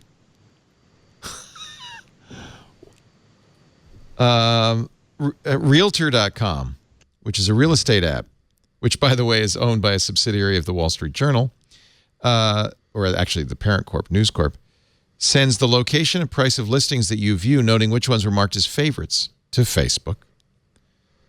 Facebook's got a lot of data, don't they? And the thing is, there's no way to stop that because if you're using, it doesn't say it explicitly. It's just you won't even know. That's crazy. I read a EULA the other day from a product that was sent to me to review. And I'm glad I read the EULA first because it confused me. So I've just put the product down. Yeah. You mind if I read 2 lines? Yeah, let's hear it. All right. So it says, and I changed the company's name in there. It says, you own personally identifiable user-generated data. ABC company can't use it without your consent. Oh, that's good. Great. Yeah. Then it says, you grant ABC company a revocable, non-exclusive, worldwide, royalty-free license to reproduce, distribute, transmit, publicly perform, publicly display, digitally perform, modify, create derivative works of, and otherwise use personally identifiable user-generated data. Oh, that's hysterical. So they start by saying, without your consent, we can't do anything. Can we have your consent? The next sentence. In the next sentence. They don't. Well, at least it's right there. Yeah. Well, they know nobody reads it. Yeah, at least it's right there. But why even bother to say we can't without your consent? And then. So why aren't you telling us what the product name is? I guess I could, but no, it's just not my style. Yeah. But Instagram got in a lot of heat because Instagram wanted a similar rights to your photos, right? Mm-hmm. I mean, this isn't uncommon. And I think, in defense of this, lawyers write these because you always, when you write a contract, take the broadest rights you can because you never know. Maybe we'll make a billboard ad out of your photo and then, we don't want any problem with that afterwards. We wouldn't want to have to ask your permission first. We got your permission. Don't you remember? You clicked OK. Otherwise, it's not scalable. Facebook did kill that Onavo app that we were talking about, the Android VPN app. It was the VPN, right? Yeah, they killed that. But you know, honestly, and maybe this is cynical of me, but my reaction to this is, oh yeah, as soon as they get caught, they kill it.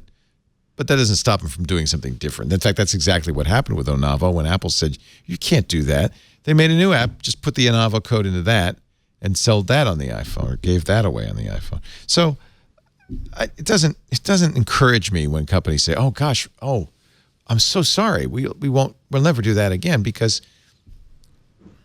And again, I'm not one that's going to just totally balk at some of these companies having my data, because I love what Google does for me in my day-to-day life, as far as keeping me squared away, knowing my habits and things of that nature. And, you know, hey, you got an appointment to go to here in a little while. You need to leave now. Go pick up your son because he's got to be there on time. And, you know, I love that stuff. It really does help me out when they can feed in and pull useful information like that.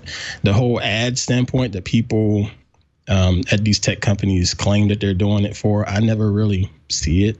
I never see targeted ads or anything like that 9 times out of 10. I guess it's because of my VPN. But when it comes to some of the other stuff, as far as, you know, Google reading my email, that knows that, you know, my monthly bill for whatever service is due on such and such day, make sure your bank account is ready for that automatic draft. You know, I dig that to an extent. Yeah, I mean, it's not all bad. It's not all. Yeah, it's not all bad. We just have to keep an eye on it and call them out, like you just did. Yeah, that's good. Yeah, but he didn't call them out. He did not tell us who it was. I didn't call them out publicly, but I did email them back with the screenshot of the EULA, because it was for a device that's going to be measuring things medically. I'll just say that. Oh, wow. Yeah. And so, of course, I wanted to read it a little closer, and I took a screenshot of it and I sent it to them, and I said, hey, so what's the deal with this EULA? What Good for you for reading it. I mean, most people don't read them. Whose dog was that? That's little Jack. Somebody downstairs rung the doorbell. So the biggest, quote unquote, my smallest dog is deciding to bark. He's not that small, I bet. No, he's small. Oh, okay. He's a teacup chihuahua. Oh, it's small. That is tiny. The big dog doesn't bark unless he needs to. Woof. It's always that way, isn't it? Big dogs never bark. Big dogs don't need to bark. It's true for humans too, I think. True. Here's an IoT story. Ray Ozzie, you know that name. He helped create Lotus Notes, worked at Microsoft. Oh, yeah, this story. Yeah, he is creating a new company called Blues Wireless.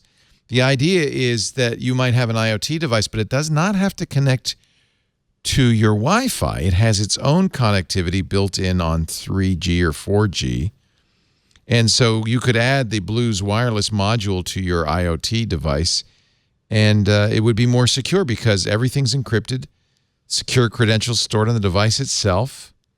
It's set up to connect wirelessly at the factory, so it's easier for users. I have a scale. I'm on this medically supervised diet, program, weight loss program, and they sent me a scale. And I said, well, do I have to pair this to my phone or set it up on the internet? They said, no, it just sends it to us. Whenever I weigh myself, it just, boom, they get it.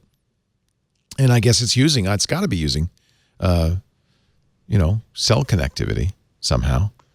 It has a number, I guess, a serial number, and they just connect that to my account. And as soon as I weigh myself, it shows up in the app. It's like, oh, that was weird.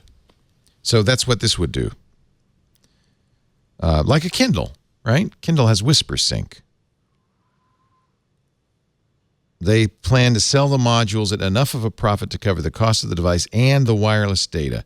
IoT devices, unless they're cameras, don't use a lot of data, right? That scale, it's not using a lot of data sending. No, away. Usually it's like a kilobyte, less than a kilobyte of data. Right. Data. It wouldn't be for cameras, obviously. That'd be cost prohibitive. Let's do the thing with the drums and trumpet. What do you say? The Google changelog. New stuff from Google. Ant hasn't been here since we started doing that. Oh, no, my favorite segment. I love this. Oh, you love the changelog. Apparently, Yes. Stacey does not. Either that or she's wearing her invisibility cloak. Building the Google Assistant on phones for everyone, everywhere. Google Assistant is now coming to the Android Messages app. It will do the kinds of things that Allo, I guess, did. Assistant is in Maps. You might have noticed that. Assistant everywhere. I think this makes a lot of sense. And, of course, it makes it easier for Google to collect information, but we won't mention that. If you're chatting with your friends in the Android's Messages app and you need to quickly look something up, your assistant will help at any point. Just press the home button, long press the home button, and it will pop up. And it can even see what you're saying, I gather, and show you stuff then. That's how Allo worked, and that was really cool. Yeah. You would say, hey, let's go to dinner. What restaurant you want to go to? I don't know. How about Telly's? And then it would just pop up. You can make a reservation right in the messenger. That's good. Now that they've killed Allo, it's good to have. It's convenient. Yeah. Really convenient. I wish they'd fix their messaging platform because I'm a Google Fi user. I want to have a cross-platform messaging that I can use on my iOS and Mac as well as Android. And Android Messages does not do that, but Hangouts does. But that's really I told somebody I use Hangouts. They said, "What? That's still there? It's still around?" Yeah. It's just barely hanging on by a thread. Yeah, I'm a Hangouts. Google Voice person. Yeah, same problem, so right? It's fairly convenient being able to access it over the web or whatever like that. But it still has its quirks from a messaging standpoint. Now, thanks to Google Play Services, Android devices running version 7 or later will use FIDO2 to let you use a fingerprint or PIN to log into various services. I think that's a great thing because, of course, on many phones now, you are doing biometric logins, and it would be really nice if those logins would extend to apps, websites, and other places. And apparently FIDO2, that standard does have that, and that maybe soon you'll be able just to do that everywhere you go. FIDO2 supports a variety of authentication methods, and it's also supported in Chrome, Edge, and Firefox. Developers do have to adopt the FIDO API to support the feature. Let's see, what else? Google says Android One, that's the inexpensive version of Android. Android One activations grew very popular, 250% year over year. So people That's awesome. Isn't that good? Yeah. I mean, everybody can afford $1,000 phone. 50% of the new entry-level Android devices are Android Go. Digital well-being tools also coming to more phones. Google Docs AI-powered grammar checker is coming to everyone on G Suite. G Suite is the paid business version. It's Grammarly. It ain't. Grammarly's our advertiser, but it's also the case. Grammarly, it ain't, but it does have some nice features. So, for instance, if you write something is more likely not to do something, they'll suggest maybe you should say more likely to not. I would ask Stacey about it, but she's not a writer; she's a reporter. So that's right. I have an editor for those kind of questions. I pay her lots of money, so she handles those kind of things. Did you watch the Oscars? Did you see the new Google Assistant commercials? Well, good. Let's play them. Okay. Wait, is this going to get you probably on YouTube? But fortunately, some nice YouTube employee is going to make sure that we are whitelisted as a news organization. Because 3 strikes is their policy there is really brutal. No, you don't want to blow it. Here is you don't mind if I play a commercial of yours, Google? Do you really? Hey, Google, let's go to the movies. Open the pod bay doors, Hal. Oh, I love that. Hello, Hal. Do you read me? Hey, open the pod bay doors. Oh, I wish. Okay, if you know 2001: A Space Odyssey, you'll get that. Showing your photos. Oh, no. You should just go to City College. You know, Oh, these are all movies. I get it. And then to jail, and then back to City This is College, I saw this part. This is hysterical. So you remember Lady Bird, right? Was that the name of it? Oh, it's great. The opening scene, mom's talking to her daughter and driving her nuts. Eventually, her daughter hurls herself out of the moving car. She's going so crazy. But in this version, she instead asks Google Assistant to book her a Lyft ride. Back to City College, learn to pull yourself up. Your Lyft has arrived. Everybody to do everything. Are you ready? Well played. What door am I at? Patio door. Police are on their way. See ya. Oh, it just doesn't work in, what was that, Scream? Yeah. It just doesn't work if you've got a Nest camera, right? Exactly. Here's Jerry Maguire. Remember that great scene, Show Me the Money? With Cuba Gooding Jr.? Show me the money. Here you go. By the way, I tried that immediately after that commercial, and it works. You can tell your assistant, show me the money. It'll show you the Dow Jones Industrial Average. I love that. Of course it does. Of course it does.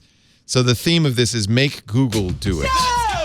With Home Hub, Home Mini, and Pixel 3. And I'm glad the Ramones... Hey, what's on my calendar today? At 5:30 p.m., you have appear in Google commercial.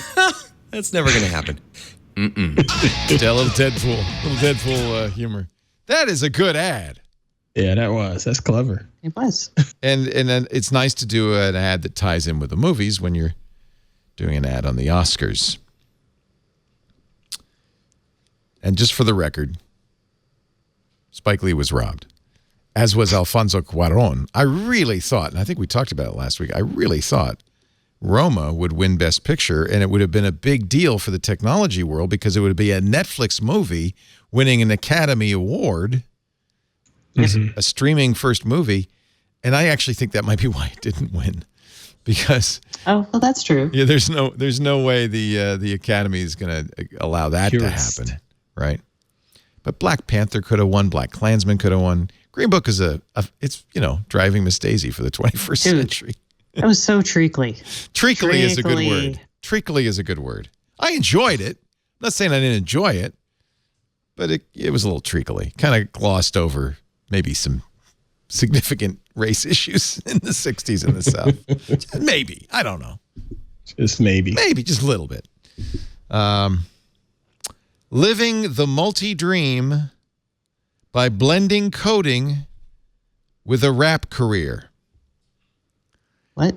Brandon Torrey is a Googler. He works in the LA office on artificial intelligence, training computer models to better understand how humans use language, why we use certain words, or describe things in a certain way. But once he leaves the office, by day, Google employee. By night, let me just play a little. We're going to get another ding for this, are we? This is a little. Also, yes. A little Brandon Torrey. Brandon Torrey is living the multi-dream, spreading the word to the next generation. Oh, there it is. There it is, a multi-dream. So it ain't because you spend it, money or cause you bend it. Slide your feelings that needs explaining. No, I like him. I like him. Twice is how I've been seeing that you make easy conversation. I don't know. I'm sure my family would dig it. I don't know if it's a hit. Not my cup of tea, but I'm sure my family would dig it. He says he got into technology after seeing Good Will Hunting, The Matrix, and Hackers when he was 13. He was a homeless teenager in Brockton, Massachusetts. Got support from his church, went dumpster diving for parts to build his first computer. He spray painted it black. He recalls spending 12 to 14 hours a day during his teenage years in online forums learning C, assembly, and Python. C. That's the good stuff. Got an EE degree in college, but he loved music and he liked hip hop but he decided once he got his EE degree, I'm packing it up. I'm moving to Atlanta. I'm going to try to break into the music industry. I want to be a star. So he bought a $1,200 van and moved to Atlanta after years of striving. Moved to Los Angeles, won a national songwriting competition, got to work with Timbaland. Or as I pronounce it, Amicus, and started housing I'm really bad at rap names. I keep calling him 50 Cents, and I think it was you, Ant, who corrected me on that one. But he never got a hit, so he said, well, maybe that software engineering thing will work. And so it's actually really cool. That's awesome. Yeah, he's still working on an album. And he says, I'm a cross between Jay-Z and Maroon 5. Oh, boy. Ooh. No.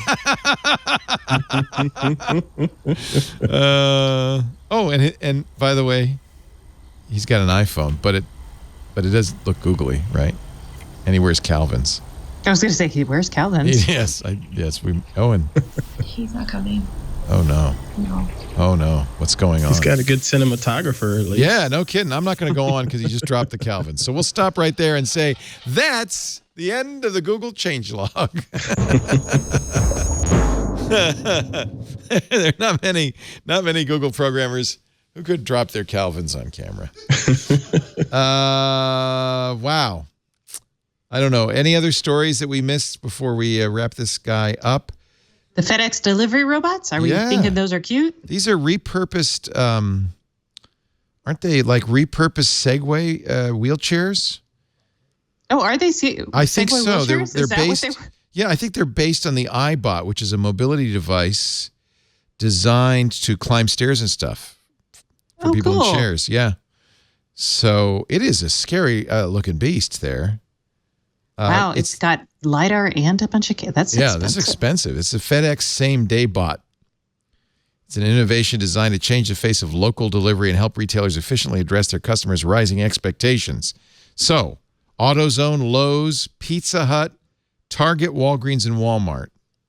And they hope to test the bot in this summer in markets like... Notice summer, not winter or... during rain.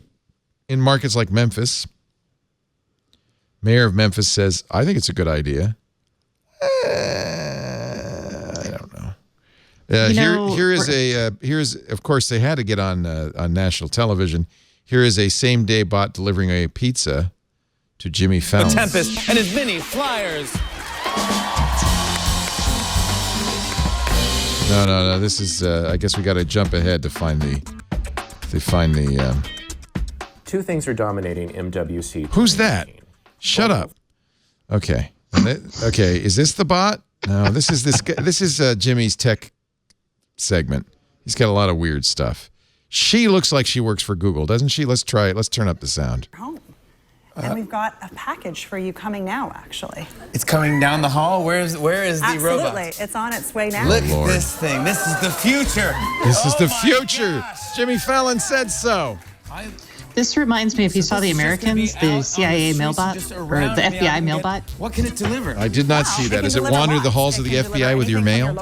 It does, and someone hacked it. I know you're a parent, so if you're at home, you have a sick child. It was a plot point on The Americans. It can bring the medicine to you. So you notice that they have taped off with caution tape the entire studio to make sure the bot doesn't accidentally wander. Oh, it can go over sand. Right there. Yes. Now he's just rocks. off-roading a little bit. Through the water. Through the water. Come on, get up to the top, buddy. Up some steps. Can he do it? Can he do it? He can do it. It's so sad what we cheer for these days. This is unbelievable. This is cooler than an iPhone, I think. You think so? Now I hear. Yeah. Oh, look, here comes. You guys have some big news. We comes the delivery. Tomorrow we have our national unveiling. We're going to talk about all the national retailers that we've been partnering with to design this device, and again, All right, to I'll stop it now. But you saw it at work. That's cute. That's the FedEx. I'll never see it. No. You'll never. People will beat it up before it gets anywhere. That's the thing. I mean, it's only going to work in certain areas, obviously. Yep. Yeah. Elon Musk is a little bit of trouble.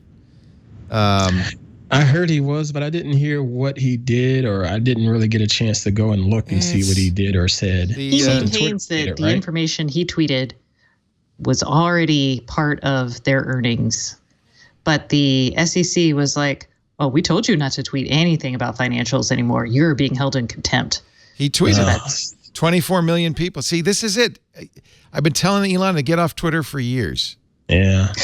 Now the SEC is asking a judge to hold Elon Musk in contempt because he violated the deal. He has till March 11th to explain why he should not be held in contempt. Does that mean jail time? Does it mean a fine? I don't know.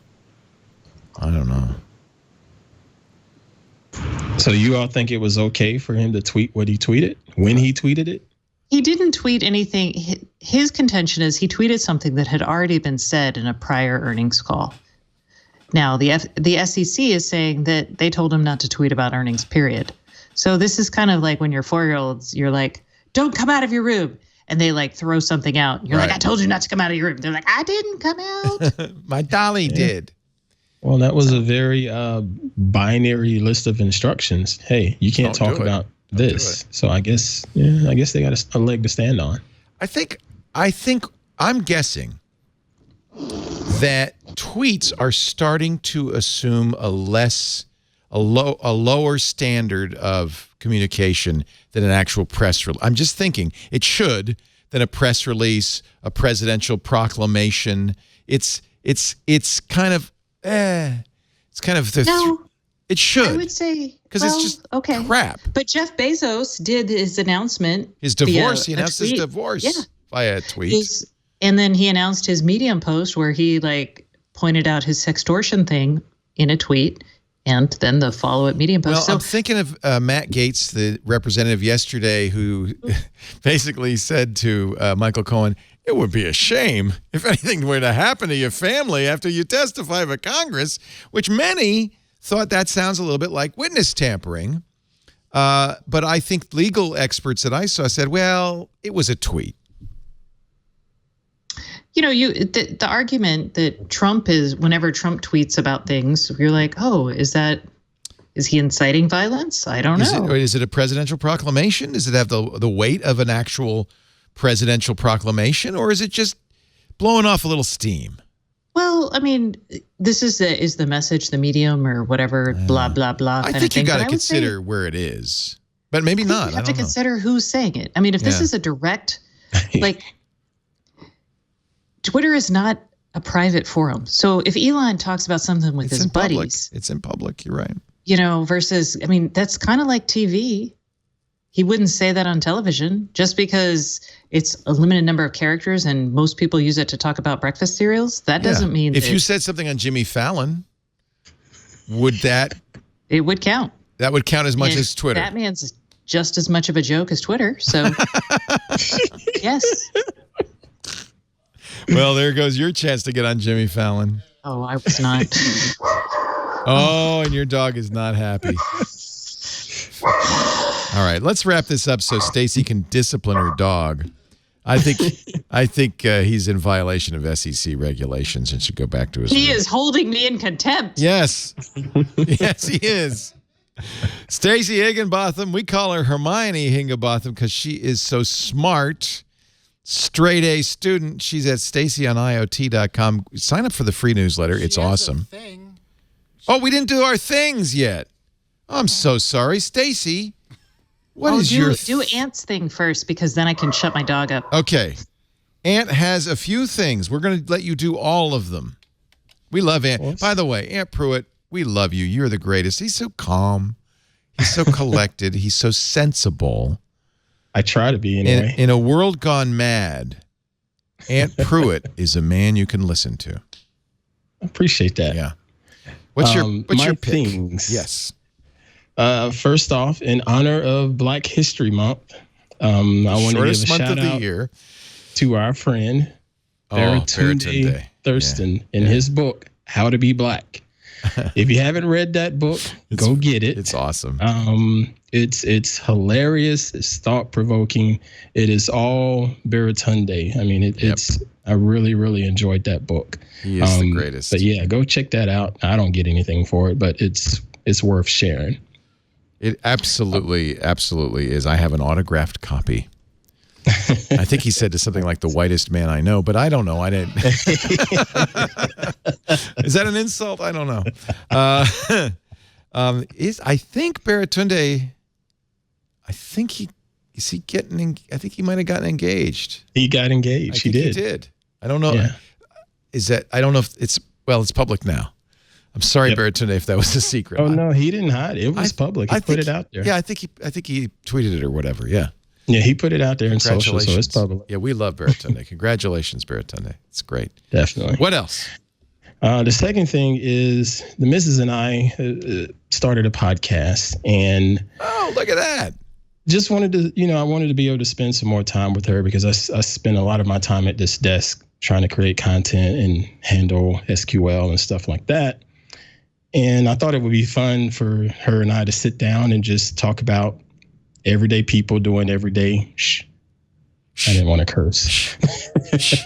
Nice. It's short form, at the most 30 minutes long. And it's just any type of conversation that we're going to have here in the house. The only exception is there's mics in front of us. It's not planned. It's just, just everyday people, and trying to take it away from all of the bad news that you hear in podcasts and all of the hate and just people trying to showboat and things like that. I'm just trying to bring it back to real world stuff that people can relate to. Love it. What's your wife's name? Phoebe. I can't wait to hear that. Phoebe and Ant. Everyday people. That. Everyday people doing every day. Ant and Phoebe. Nice. Ant and Phoebe. We're having a good time with that. We haven't recorded this week's episode, but we'll get to that. How do you soon. plan it? Because I always thought it'd be fun to do a podcast with Lisa. Do you just go in and sit down, or? Dead serious. I say, hey, we're recording tonight. And it's a yes or a no. And if it's a yes, I turn around and she sits back there in that chair and I give her a mic. I sit here and turn around and face her, hit record and go. And It would be nice if the dogs would shut up. You could talk about that tonight. Yes. But that's all it is. It's just real casual. It's for real. It's our everyday conversations. Nice. That's all it is.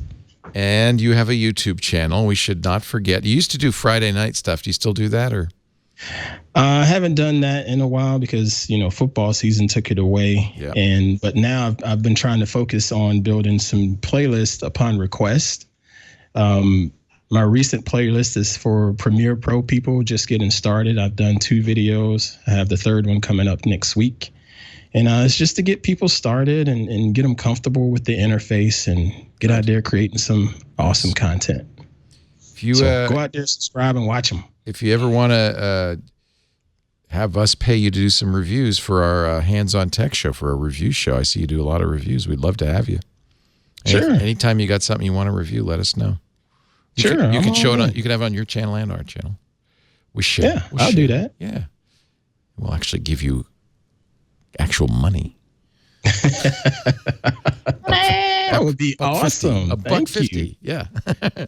Good. Cool. Thank you, Ant. It's always great to have Ant on. You can find out about his podcast, his YouTube channel, everything else he's doing at his website, antpruitt.com. ANTPRUITT.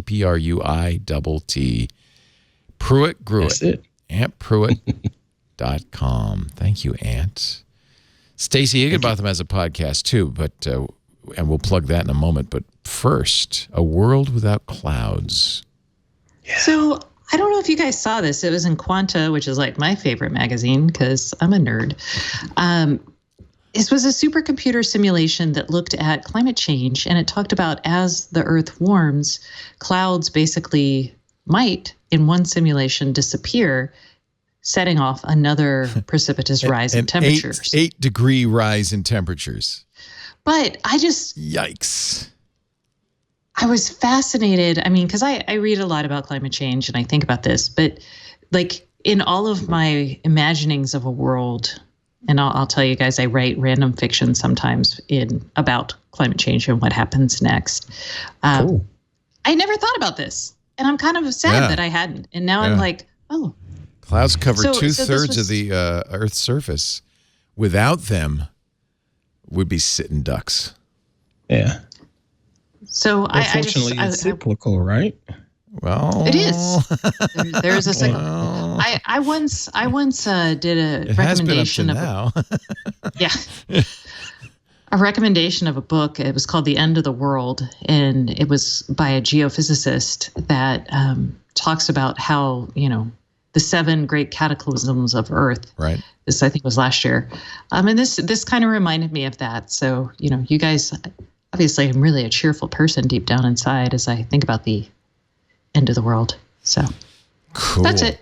And this was a big supercomputer simulation that they did, and they got a result they didn't expect. That's what's kind of interesting. Yes. Yeah. I'm always excited about simulated training for AI, methodologies for science. Yay. Quanta, QUANTA magazine.org. Yes. Physics, mathematics, biology, computer science. That sounds like a pretty good magazine to read. Oh, it's awesome. Awesome.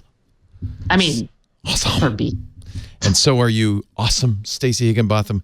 Her IoT podcast is with Kevin Toffel. It goes out every Wednesday, I think, right? You do it Wednesday. We do it Wednesday. It goes out Thursday morning. Thursday morning. Yeah, I was going to say, I thought I get it Thursdays. I love their theme music. Yes, it's got to isn't be it better than our the Red theme. Fair? It's got to be better than our theme music, that's for sure. Oh, well, I'm stuck with it now. Thank you, Stacey. You can also read her stuff at her website, stacyoniot.com, and make sure you subscribe to her newsletter, too. Aunt, Stacey, you guys are great. Come back soon. Well, Stacey, I'll see you next week, I hope. I was going to say, I'll be here next week, I think. Aunt, you come back soon. Unless you don't invite me now. No, you're always invited. Anytime, sir. Anytime. Thank you. We do this show. This is This Week in Google, and we do it every Wednesday around 1:30 Pacific, 4:30 Eastern, 21:30 UTC. You can watch or listen live at twit.tv/live. We have audio and video streams there. If you do that, join us in the chat room at irc.twit.tv. A fun place to hang out. Our community-run chat room, and our community mods do a great job of it.